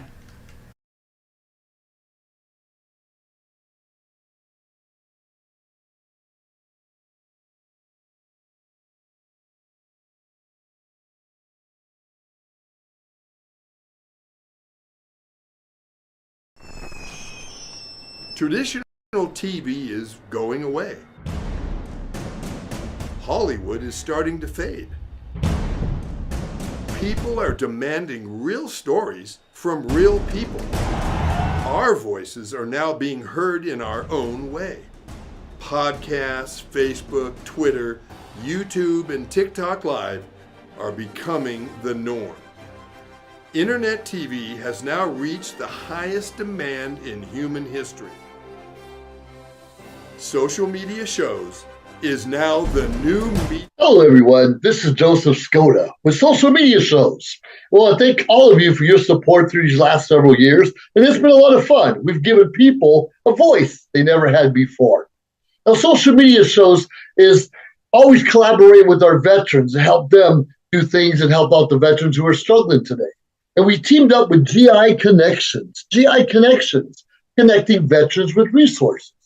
So please consider helping and donating to this great cause because we're always doing things for veterans. So GI Connections, Social Media Shows, and you is what makes the world a better place. Once again, Joseph Skoda, proud United States Air Force veteran.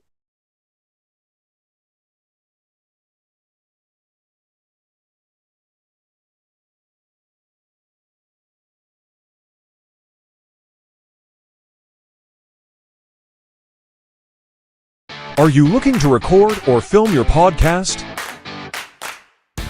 We have the sound room and all necessary equipment you need. Contact us for pricing and to schedule your tour.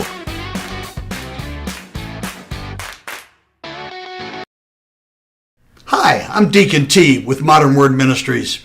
It's great to be with you today. Just a short little promo for our show. Every Sunday morning we have service, and you can follow us at 10 a.m. Pacific time on modernwordministries.org. And if you missed us or you want to see some of our older messages, go ahead and check us out on socialmediashows.com every single morning at 9 a.m. It's a great way to kick off your day, get a little bit of the word in you, get something uplifting, get you started off on your way. You know, if you're looking for prayer or you need some help, reach out to us. If you go to our website, again, that's modernwordministries.org, you can interact with me via telephone, via DM, text message, whatever you want. I'll get right back to you. So if you need prayer, you need help, you just need somebody to talk to. Modern Word Ministries is here for you. We are your church in the community. So until you see you next time, be blessed, everybody. Bye-bye. Traditional TV is going away. Hollywood is starting to fade. People are demanding real stories from real people. Our voices are now being heard in our own way. Podcasts, Facebook, Twitter, YouTube, and TikTok Live are becoming the norm. Internet TV has now reached the highest demand in human history. Social media shows is now the new media of the century.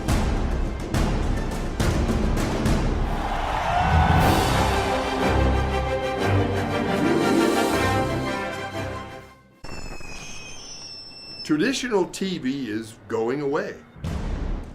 Hi guys, and welcome back to the Hot Seat. I'm your host Priscilla Moy, and I hope you enjoyed that little talk and recurring interview with Paul Gunn, or not Paul Gunn. It's always a joy to have him in the studio. We're gonna meet his other half, the one snickering behind the camera because she's just that amazing, and she just loves us and everything we talk about. But her energy's amazing. I can't wait to have her here. Everyone, please welcome Joanna Heckman, the one and only. Here she comes in style. Her legendary No, hat. look at you. You're the legend. Look at girl, this. Oh my God. no, It's like, zap. Oh my God, it's on fire, baby. Oh, honey, it's so good to see you. Oh my God, it's so good to Please see be you. careful when you're sitting down.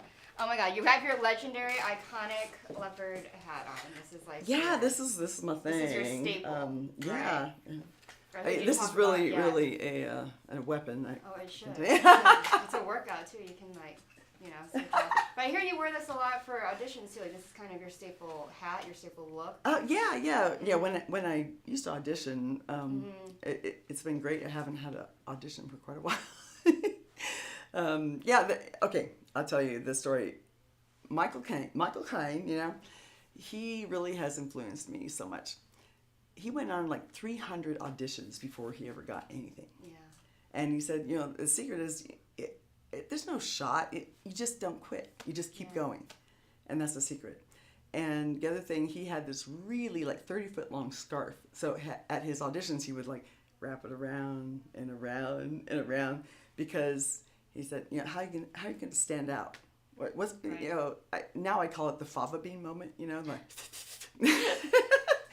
So I tell Paul too, find your fava bean moment in whatever it is. Make do something that stands out or that people will remember, right? Mm-hmm. So I started wearing just leopard hat, auditions and stuff, and so something that like this people, this is a fava bean moment right here. I feel like Priscilla is her own. It depends on the day. I kind of matched it towards who was coming today. The guy before, he interviews drag queens. He's entertaining. He's an MC. He does a nightclub life, but he's also hospitality manager, all that stuff. So I'm just like, and then there's you, right? I gotta match the energy. Are you saying I'm a drag queen? Because I have been one. Yeah, I'm about to say. I have been one. There's no problem with it. They're fabulous. It's a lot of work. Listen, it is. I wish I could, but no. But the energy, I feel like you're very. You're very rocker. We could totally be drag queens together if you want. Amazing. I'm just saying.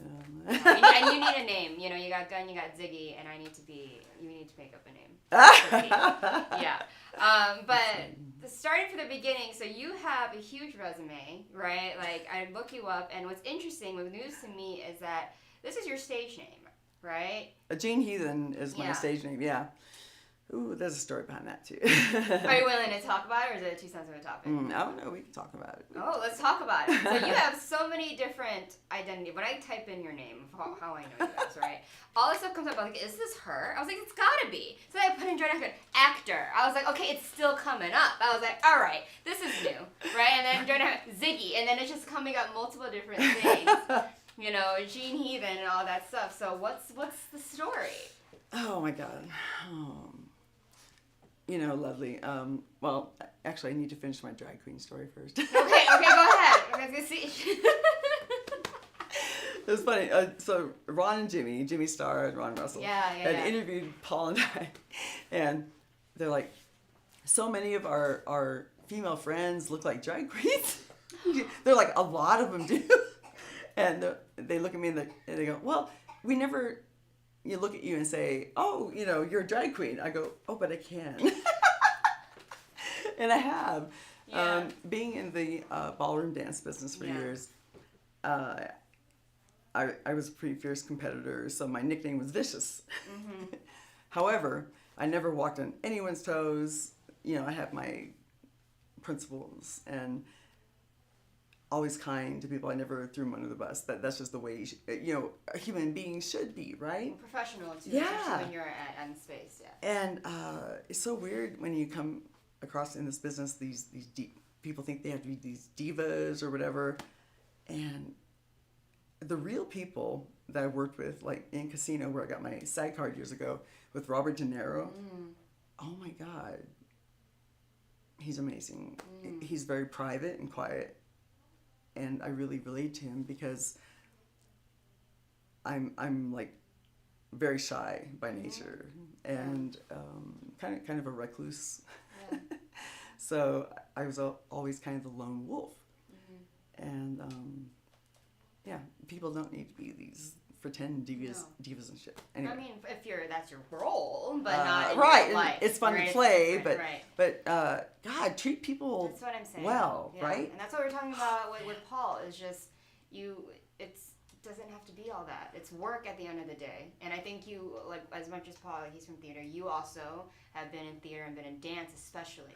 Yeah, and yeah. you do modern, you tap, and you're doing all this extensive work, you know the work that goes behind all of it. So when you finally perform and you're in professional settings, you don't mess that up, right? Right, And so right. I feel like no matter how you portray yourself, that you're this actor and whatever, and you walk around, sometimes, I don't know about you, but I try to not want to talk about the fact that I do ABCDFG, because then people put you in that pool where you say, oh, I'm an actor. Right? And then they're all of a sudden like, oh, here we go, right? And you're just like, I'd rather just right now, I'm not, you know? Yeah, totally. So that same philosophy in the dance business, a lot of my dance partners were gay, fabulous. So one looked really like Jodie Foster. Oh, okay. When he got dragged up, he looked like a 6'5" Jodie Foster. OMG. So he did this international drag show, and me and this other girl, Elaine, were his backup dancers. So we, jacked up our hair, we're on heels. So I was about maybe 6'1" with that. And people really thought I was a drag queen, and I let them think that. You probably had so much fun with it too. You're like, okay, let's ride this out. Let's see. I'm like, I'm a girl, damn it. What do you mean? I'm a princess, god damn it, I'm a princess. Anyway. That's fun though. Yeah, it was really, really fun. So, characters, that kind of thing are really fun to play, and you just gotta have fun with it, and above all, don't take yourself too seriously. People that buy into their own hype become douches, man. Yeah, right? Yeah, for real. I'm sure you've come across some of them.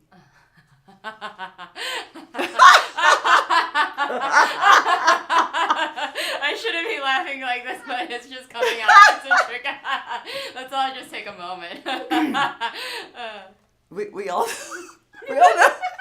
know at least one person. I'm sure 3 or 4 or amazing. 10 or 13. At least we all have one in common right now.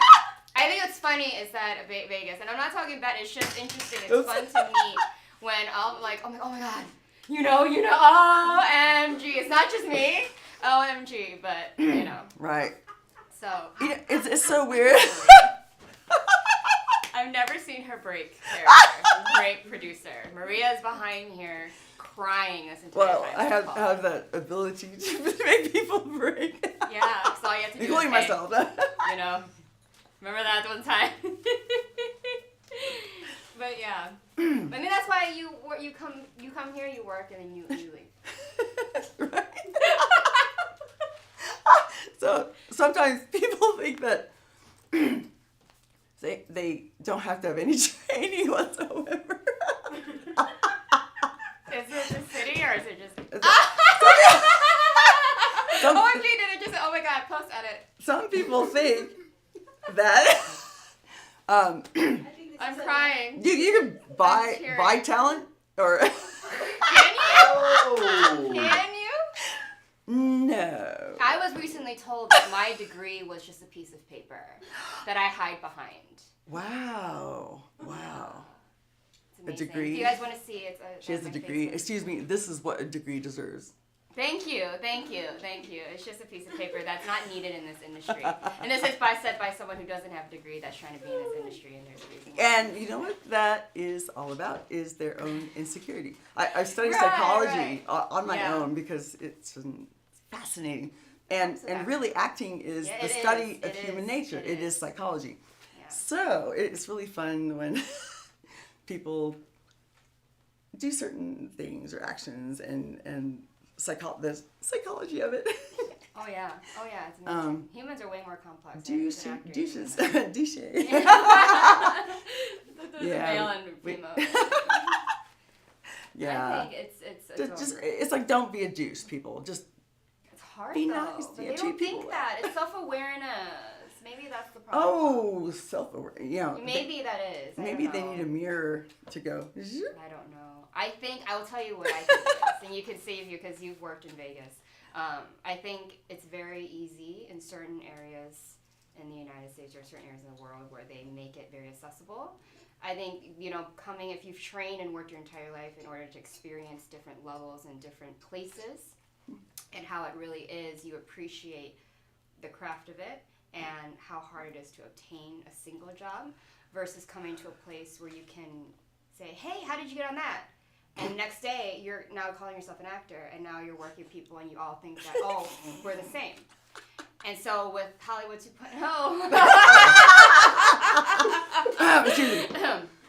so I feel like I haven't had many people, and this is so unhinged. I've never had such an unhinged. Oh my God, I'm gonna get fired. Well, this is the hot seat, darling. I know, is it? But not for me. Fired. I'm not trying to get fired. Or Maria, we might lose everything here.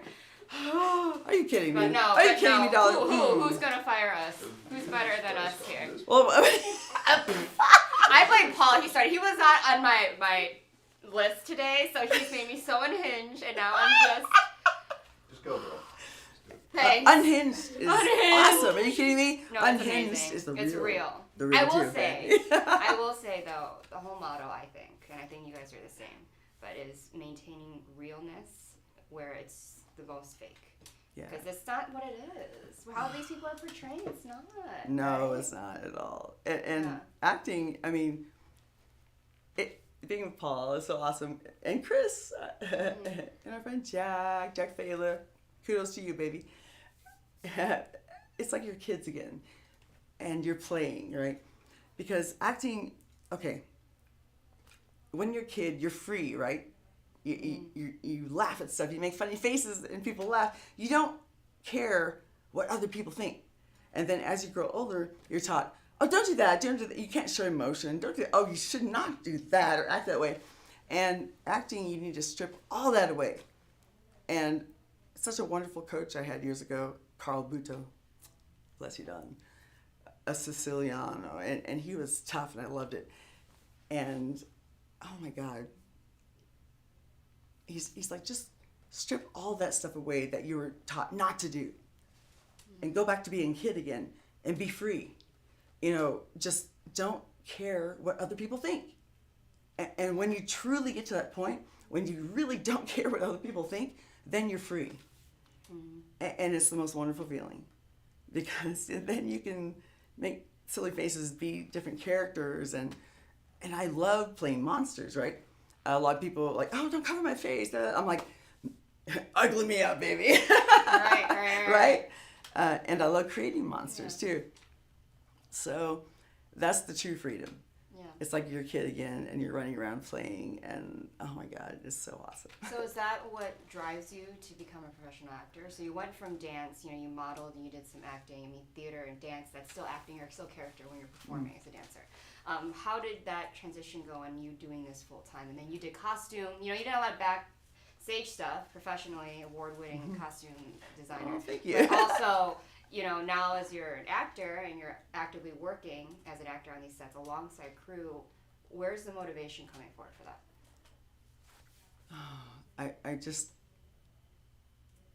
what really sparks my brain and my body is when people, they'll give me an idea. And Paul does that a lot too. And Jack and Chris and our friends like Brad. And I just want to create until I pass on to the next dimension. And then continue to create. The fun about films is you can create something out of nothing.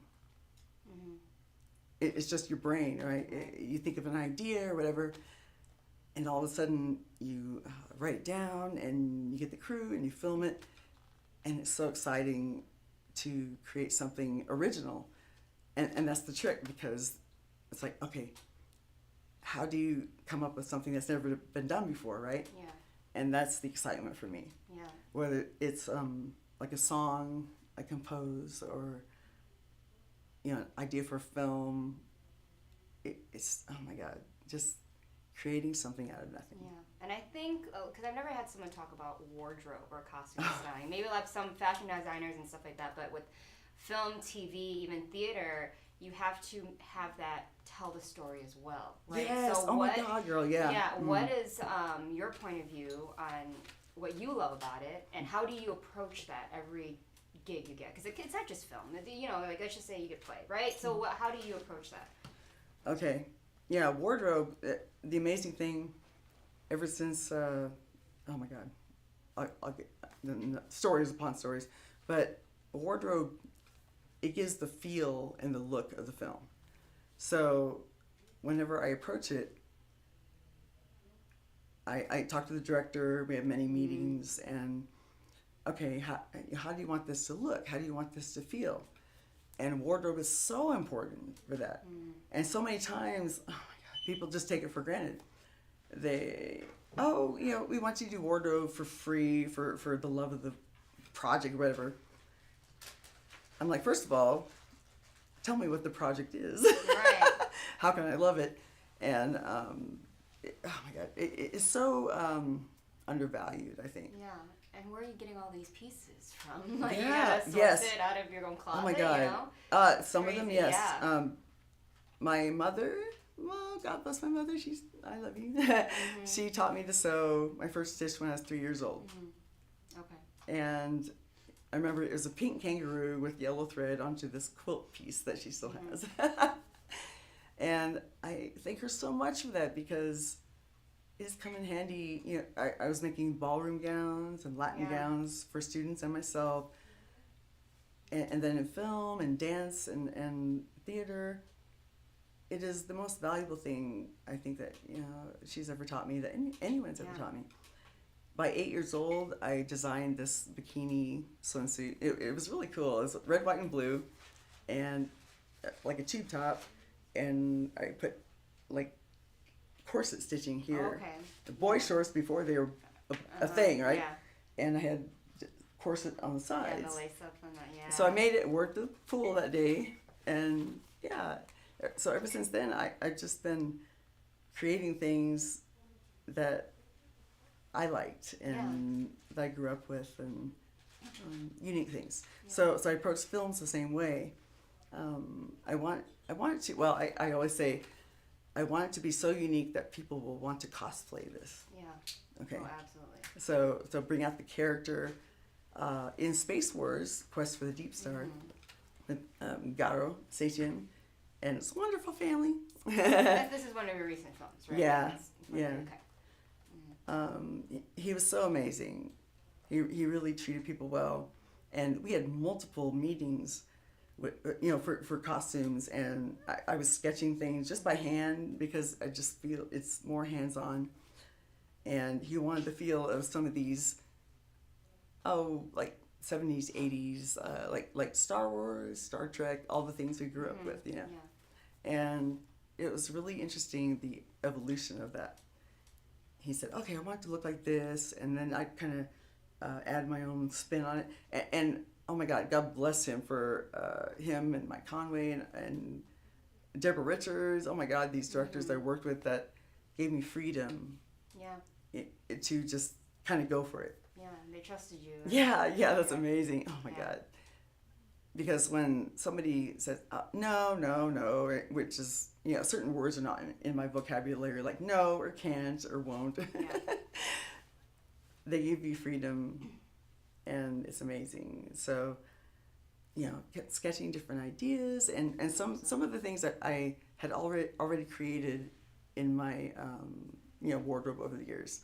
Other things oh my God, go to like Savers, thrift shops, or whatever, and I would alter them and morph them into something cool, like the Space Barbarian. You that was fun. Upcycle, upcycling basically. Yeah. Yeah. So it's a combination of, and even things on Amazon, and it's just a combination of many things. Bidding on eBay, like Duel, that I made a samurai outfit for Paul, and he did such an amazing job with that. Everyone did an amazing job in Duel, but the process. So wardrobe, months before a project, hopefully, sometimes they're like a week. Like, we need this in a week. I'm like, oh my God, you're killing me. Right. When you have the time to bid on stuff on eBay or whatever, or create something from scratch, then that's the uniqueness of it. It's something that you have never seen before. Yeah, it's challenging. Yeah. Because, when I went to get my BFA, like, I had to be in wardrobe crew and take those classes and spend time, like, put in hours. That's why. And then learn how to sew. Like, there's more behind just someone, dressing someone, right? As you make it by hand, there's multiple people, there's stitching, there's fittings, and sometimes it just does not work right, or you thought that they were this way and it doesn't sit right, doesn't lay right, the fabric's right. So the appreciation, I think, that wardrobe does not have in accordance to, it's so common for people to be like, oh yeah, here, makeup, make me look pretty, or make me like prosthetics, but they don't really pay attention to how much that without what they're wearing, this doesn't make sense. The lines that they're saying doesn't make sense. The location, you look, you know what I mean? The clothes, well then again, but I think I love this, by the way. Oh my God, thank you. This is like, oh my God. I was like, I feel like she's like gonna love it, and so I was like, it's like the vibe. I'm like, period. But with that being said, like, I think with the Oscars, you see a lot of like Oscar for best, wardrobe, costume design, whatever. Is there one particular film that you, either past or present, that really stuck out to you, that you just like, oh my God, that wardrobe was just... Space Wars, Quest for the Deep Star. Because there were so many things, I call them gifts from the universe. Oh my God, I can't even tell you. Oh wow. That I had just grabbed, I was at Savers here in Vegas, which has amazing things. I don't know, sometimes I go in there with this thought, like, okay, I need this or this specific thing, and I'll find it. I'm like, whoa, that's amazing. Right. Gift from the universe, right? Right. So, like Michael Pare, there was these khaki pants, and I didn't even see what size they were. I'm like, oh, okay. I just grabbed them, and they fit him perfectly. Same thing with Sarah French, like these pants.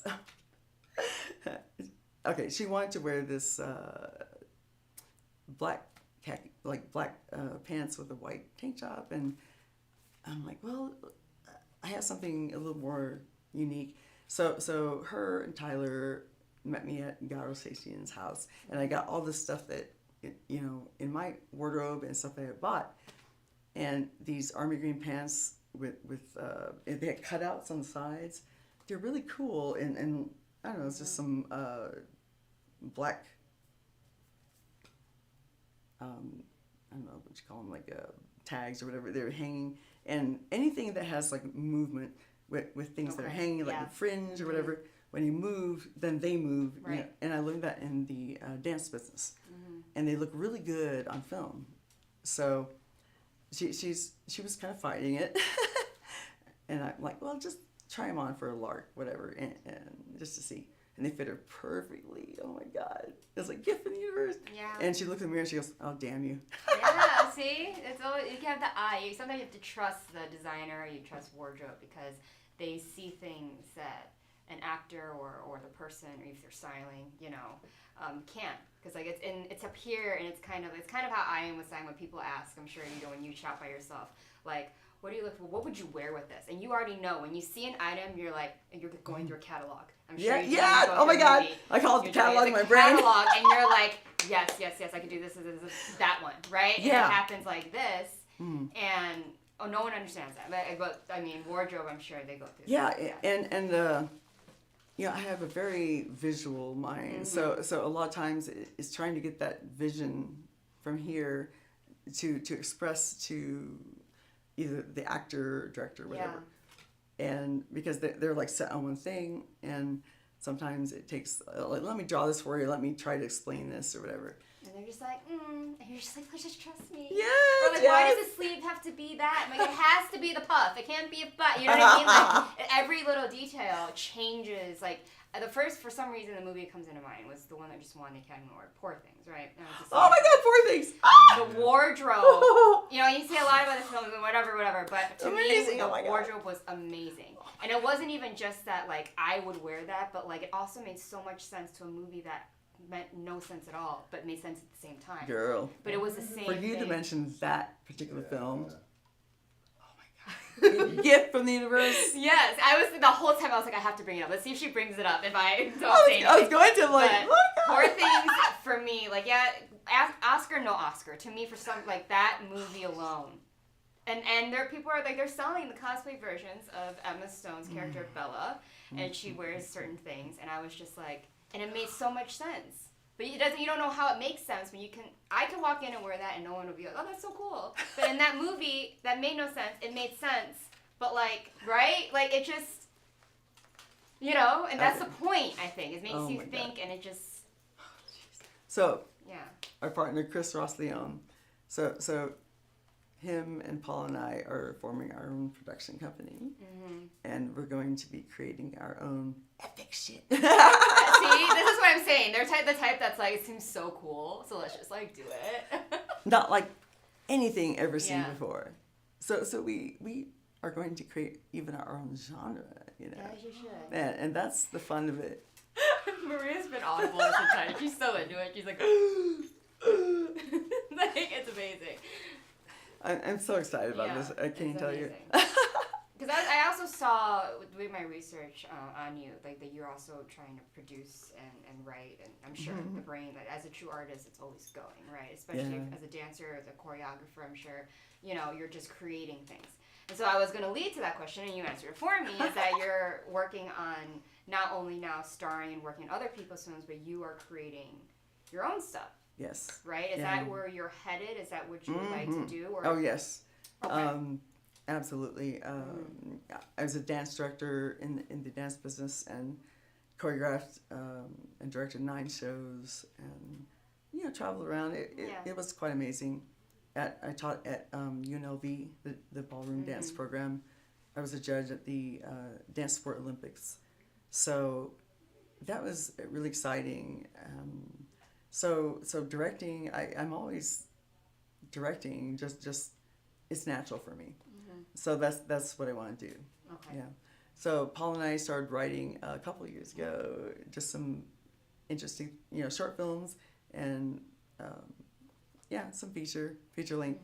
So that's exciting for us to create something out of nothing, right? Yeah. That's never been seen before. And with the wardrobe, oh my God, Poor Things. Like I said, Chris Ross Leone, he said, you need to watch this. And then we watched the background of it, and I related to her so much. Oh my God. Yeah. Because, oh my God, I felt like I was just born old.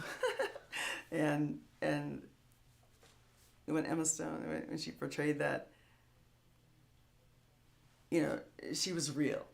When she discovered herself, when, you know, just along the way. And then other people like, oh, you can't behave that way. Oh, you can't do that in society, whatever, you know. Right, oh my God, yeah. And she's like, why not? No, she's that's like, what I so say. outright. I'm like, why not? And I relate to that so Yeah. much. Because people try to keep you in a box. They try to keep you down. Oh, you can't wear that. You can't do this. I'm like, why not? Right, exactly. You remember Animal House? Yes. Right, John Belushi. Why not? Yeah, exactly. Exactly. That's And the it's very thing. true. And Yeah. she made it happen, and she ended up still being successful in the end, and she still, you know, came out victor in my eyes. Yeah. I mean, there's so many interpretations you can take from the movie, right? And it's open to that. But I think, in my eyes, I'm like, okay, yeah, and what? She did that, and what? Right? And she still stayed true to herself, and I don't know why. That's it. That's Stay not, true to and herself. she still came out victor, and all those whatever, just, and she still sat there like, right? Like at the end, that was like the end scene. She's sitting there with all her Change that guy to a pink-headed goat. dog. Like exactly, like you know what I mean? It was absolutely, you know. It's like, But- oh, you're gonna keep me down. I'm gonna turn you into Yeah, a and goat. then there she was. She's still sitting there like Pinky up with her tea in the garden, Hell in her yeah. mansion, right? As Oh, it should God. be. That Yeah. exactly. So the message is to stay true to yourself. Like truly be who you are. No apologies. Don't let anyone take you down or put you in a box. Right, absolutely. Because look what in the movie, look what she did when she tried to go back to herself, that tried to put herself in a box before she was reborn. She found out why, and she's like, No. fine. No, hell no. Exactly. And now we know. So you're going more towards the thing of directing. What is success like for you? Where do you want to end up? I'm sure with Paul, and then are you looking towards the stars, or are you looking towards? Do you love indie life? You know, it's up to interpretation. To you, what do you truly? Where do you want to be? Yeah, success is a journey, an adventure. That is success to me, to us. It's all an adventure, and it's not a big house. It's not a car. It's not anything physical like that. It's creating, constantly creating, and that is success. And being true to yourself. Yeah. Because oh my God, I had a very abusive, kept down childhood, and I did not speak for a long time. I just walked around looking at my shoes, looking at my feet. When I started in ballet when I was 7 years old, I found my voice. I started to find my voice. The teacher said, hey,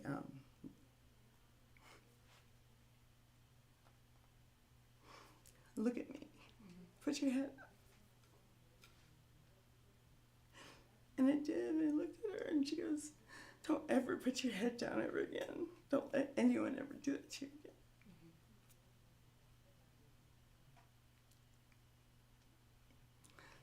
So I found my voice in that. And then a couple of years ago, I ended up teaching ballet to young girls. And I said the same thing, like, don't let anyone ever put you down. Like, you matter. You are important. You're a girl, and that's important. And I think what's beautiful about that is you continue to carry that narrative and you don't brush it off regardless of what comes your way. And I think a lot of people need to hear things like this because so much, right, it brings us right back to what we were talking about. So much is trying to make you less than to push them up, right? Yeah.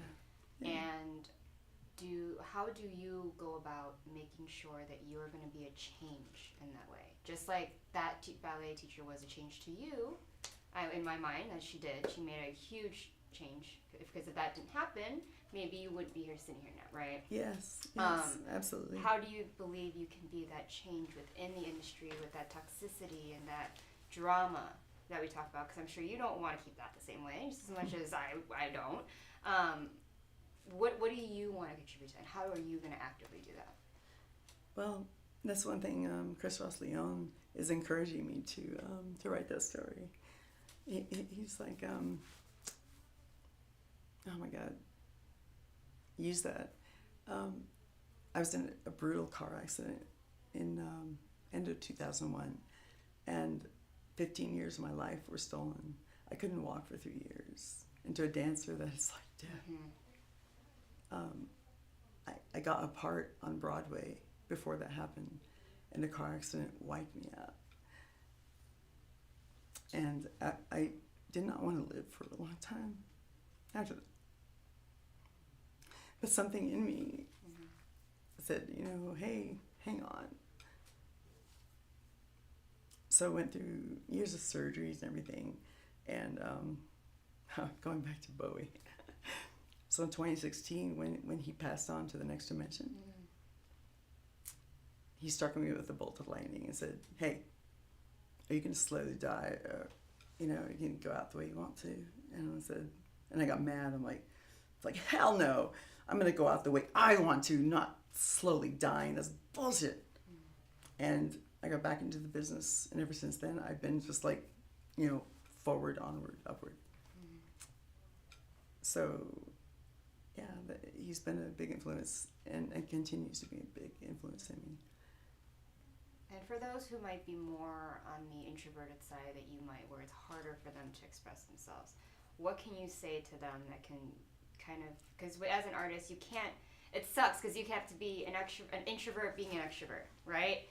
And you find a way to be present as an extrovert for a little bit and then go back. So let's say someone can't, but you have. How do you navigate bringing that part out of you, even if it's just for that moment? Yeah. Right? I mean, I am an introvert by nature. And, the dance business, the film industry, it helped me break out of myself, out of my head. And, what I say to, I mean, really, the top people like De Niro, they are introverts. They're very shy. Yeah. But when they're on camera, they like let it all out, 100%. As Carl Buto said, my coach years ago, he said, it's kind of like stripping your clothes off when you're on camera and being naked, right? And you let your true self out and be vulnerable. Mm-hmm. And when they all cut, it's back to, okay, I would be by myself. And So that's what I discovered about being an introvert in an extrovert industry. Yeah. And it's okay to. Yeah, exactly. You Absolutely. don't have to be an extrovert to be an artist. Yeah. And so, and thank you for sharing, a very vulnerable side of you. I always want to thank you for that. I don't want you to feel embarrassed or anything. I'm glad. I want to get this out of people because I want people to see the true versions of the guests on this show.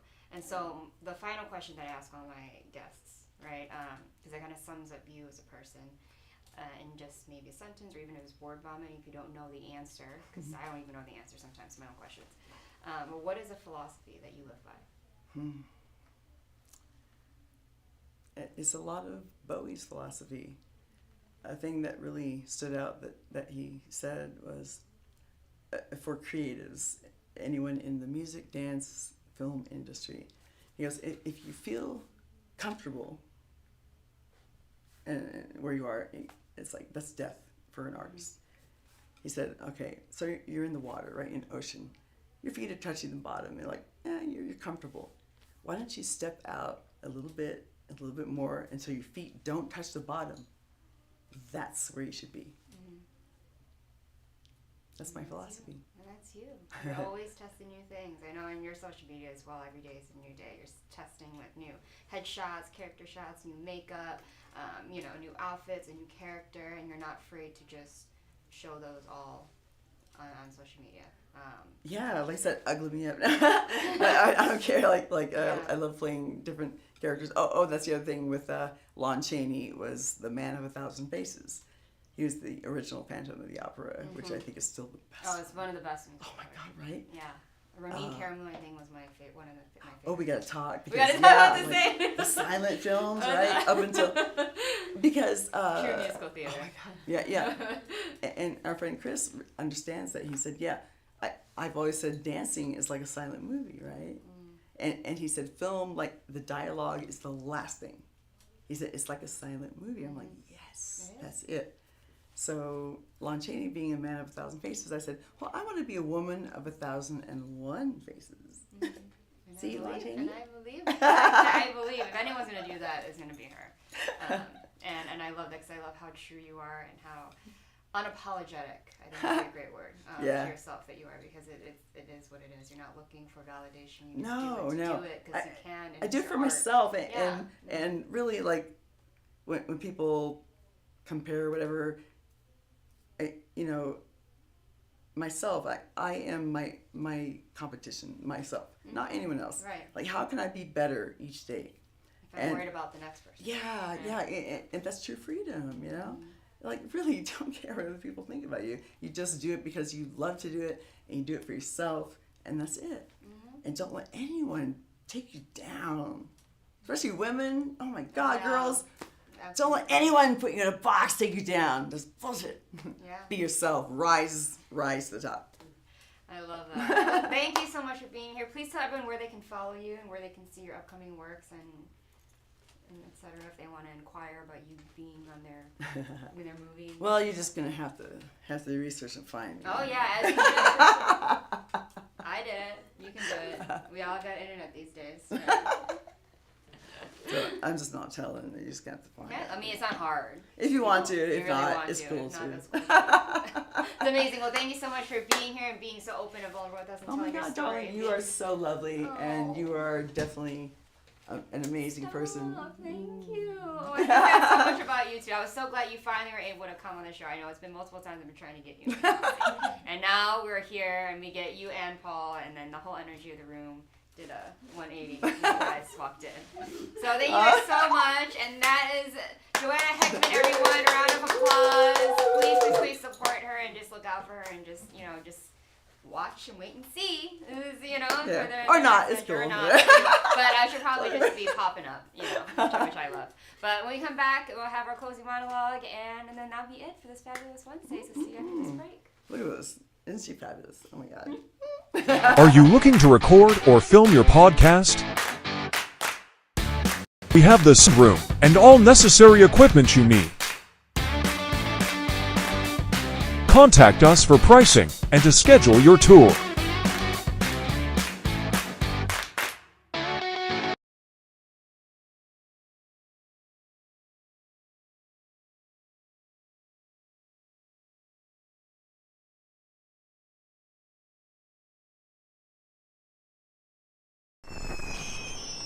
Traditional TV is going away. Hollywood is starting to fade.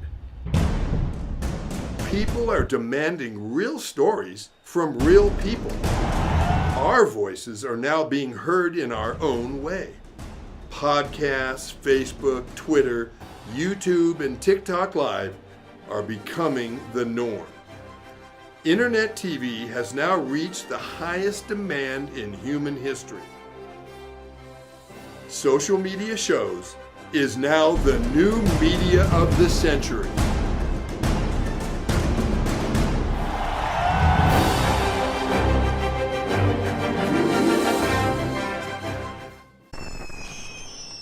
Traditional TV is going away.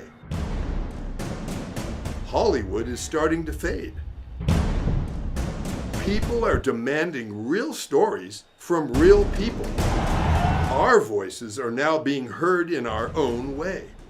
Podcasts, Facebook, Twitter, YouTube, and TikTok Live are becoming the norm.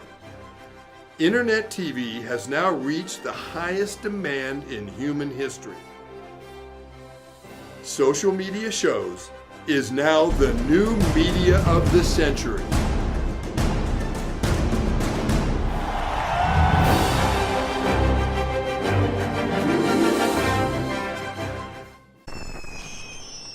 Traditional TV is going away. Hollywood is starting to fade. People are demanding real stories from real people. Our voices are now being heard in our own way. Podcasts, Facebook, Twitter, YouTube, and TikTok Live are becoming the norm. Internet TV has now reached the highest demand in human history. Social media shows is now the new media of the century.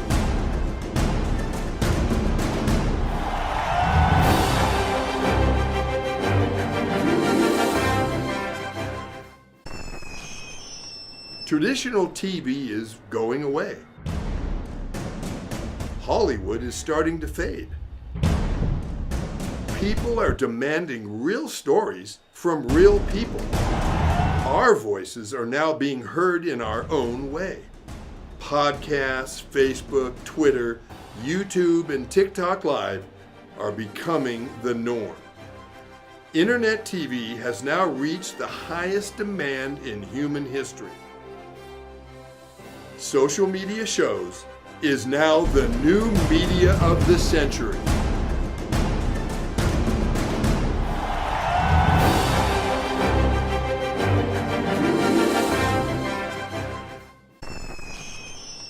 Traditional TV is going away. Hollywood is starting to fade.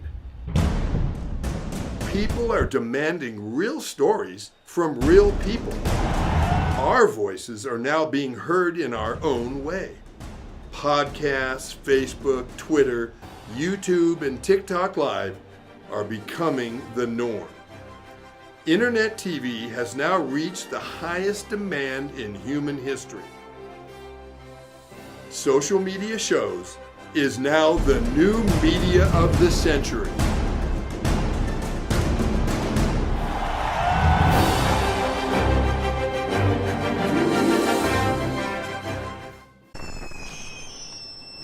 Hello, everyone. This is Joseph Skoda with Social Media Shows. Well, I thank all of you for your support through these last several years, and it's been a lot of fun. We've given people a voice they never had before. Now, Social Media Shows is always collaborating with our veterans to help them do things and help out the veterans who are struggling today. And we teamed up with GI Connections, connecting veterans with resources. So please consider helping and donating to this great cause because we're always doing things for veterans. So GI Connections, Social Media Shows, and you is what makes the world a better place. Once again, Joseph Skoda, proud United States Air Force veteran.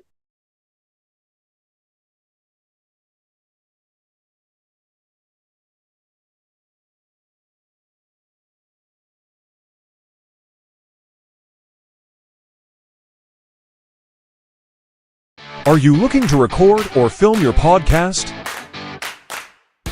We have the sound room and all necessary equipment you need. Contact us for pricing and to schedule your tour.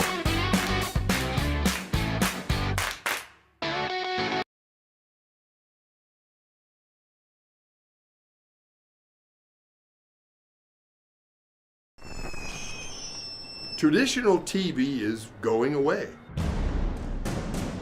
Hollywood is starting to fade. People are demanding real stories from real people. Our voices are now being heard in our own way. Podcasts, Facebook, Twitter, YouTube, and TikTok Live are becoming the norm. Internet TV has now reached the highest demand in human history. Social media shows is now the new media of the century.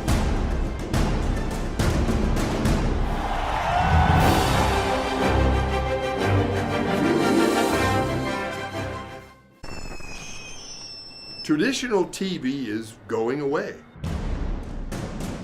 Hollywood is starting to fade. People are demanding real stories from real people. Our voices are now being heard in our own way. Podcasts, Facebook, Twitter, YouTube, and TikTok Live are becoming the norm. Internet TV has now reached the highest demand in human history. Social media shows is now the new media of the century.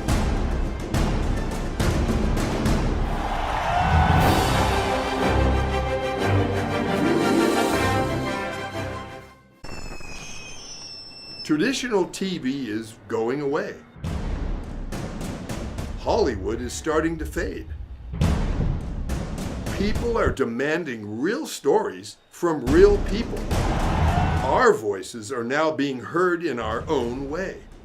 Podcasts, Facebook, Twitter, YouTube, and TikTok Live are becoming the norm.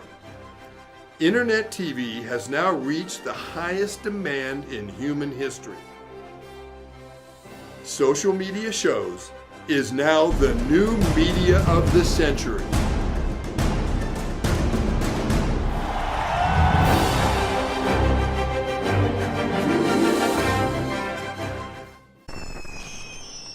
Traditional TV is going away. Hollywood is starting to fade. People are demanding real stories from real people. Our voices are now being heard in our own way. Podcasts, Facebook, Twitter, YouTube, and TikTok Live are becoming the norm. Internet TV has now reached the highest demand in human history. Social media shows is now the new media of the century. Hi guys, and welcome back to The Hot Seat. I'm your host, Priscilla Moy. I hope you enjoyed this amazing show. It definitely was a little unexpected and brought so many different energies than we've seen in other shows prior. But I hope, as always, you can take everything that you watch here and meet these different people, and it inspires you at home, whether it is whatever you want to do, whether it's business, whether it's in the arts, whether it's backstage, whether it's entrepreneurship, or producing or hosting, whatever it is. I hope that the people here and their stories really hit you right at home. So a few announcements, like we've been talking about, as always, we do have castings for the Hot Seat. I know a lot of people are always asking, how can I get on the show? How can I get on the show? We have many shows in this network, and not just mine, but if you are inquiring about a certain show, please email your bio and your headshot, and please specify which show you want to be on. Do all of that to this email address, admin@socialmediashows.com, and that will be submitted to production, and then they will go through a casting process. Please be patient with that, as there's many emails that come through every second of every hour. And if you don't hear back, please give us a little more time, but please know that this is a casting, and this is not a guaranteed spot. This is not a promised spot. This is not anything, and so please understand that, and to know that there are certain standards that we do hold for you to sit on the hot seat. And then also we do red carpets, whether that's for film festivals, movie premieres, even grand openings of places. If you want that live footage and a host on site to interview whoever it is, there, whether it's cast members, whether it's the director, whether it's a writer, whether it's people coming from out of state, whether it's whatever, politicians, any type of event in town, you can hire us, you can hire the team here at Social Media Shows, and then we will come out there with all of our equipment and a red carpet, and it will stream live in real time. You don't necessarily have to have me as your host, even though I would hope that you would choose me, but there are many hosts that would be up for the job, that would be able to go out and make that experience something worthwhile. You'd be able to air it all over the world, and all the people that know Social Media Shows, and you can highlight what's going on live in real time. You do not have to wait for the file and an edited copy of the red carpet to be handed to you for you to post that on your social media. So everyone can watch it, they can see what's happening, they can, be in the know and kind of help promote you as well. So with that being said, that email is also going to be admin@socialmediashows.com. You can inquire about prices, rates, whether or not we can go out of state, whether it's in state, just all that information. If you want to know that, you can hit up production, and then we can discuss those details with you. We are already booked for many, so please keep on the lookout if you want to see what that might be like. We do have other red carpets that we have done that you can go back on the website or on our Facebook, our YouTube. Socialmediashows.com is the website that you can go back and look at previous red carpet events and film festivals to see the format of those. So just take a little gander and then give us a little call, and then we can be right there highlighting your event. So that is all I have for you today, this Wednesday. It's been a little long, but I hope you guys had fun. We all had fun here in the studio, so I know that you guys are sitting there at home having fun by yourselves and laughing along right there with us. We do appreciate your likes, your comments, your support, your shares. Please continue to support us here at Social Media Shows here in Las Vegas, and I will see you next Wednesday at 3 p.m.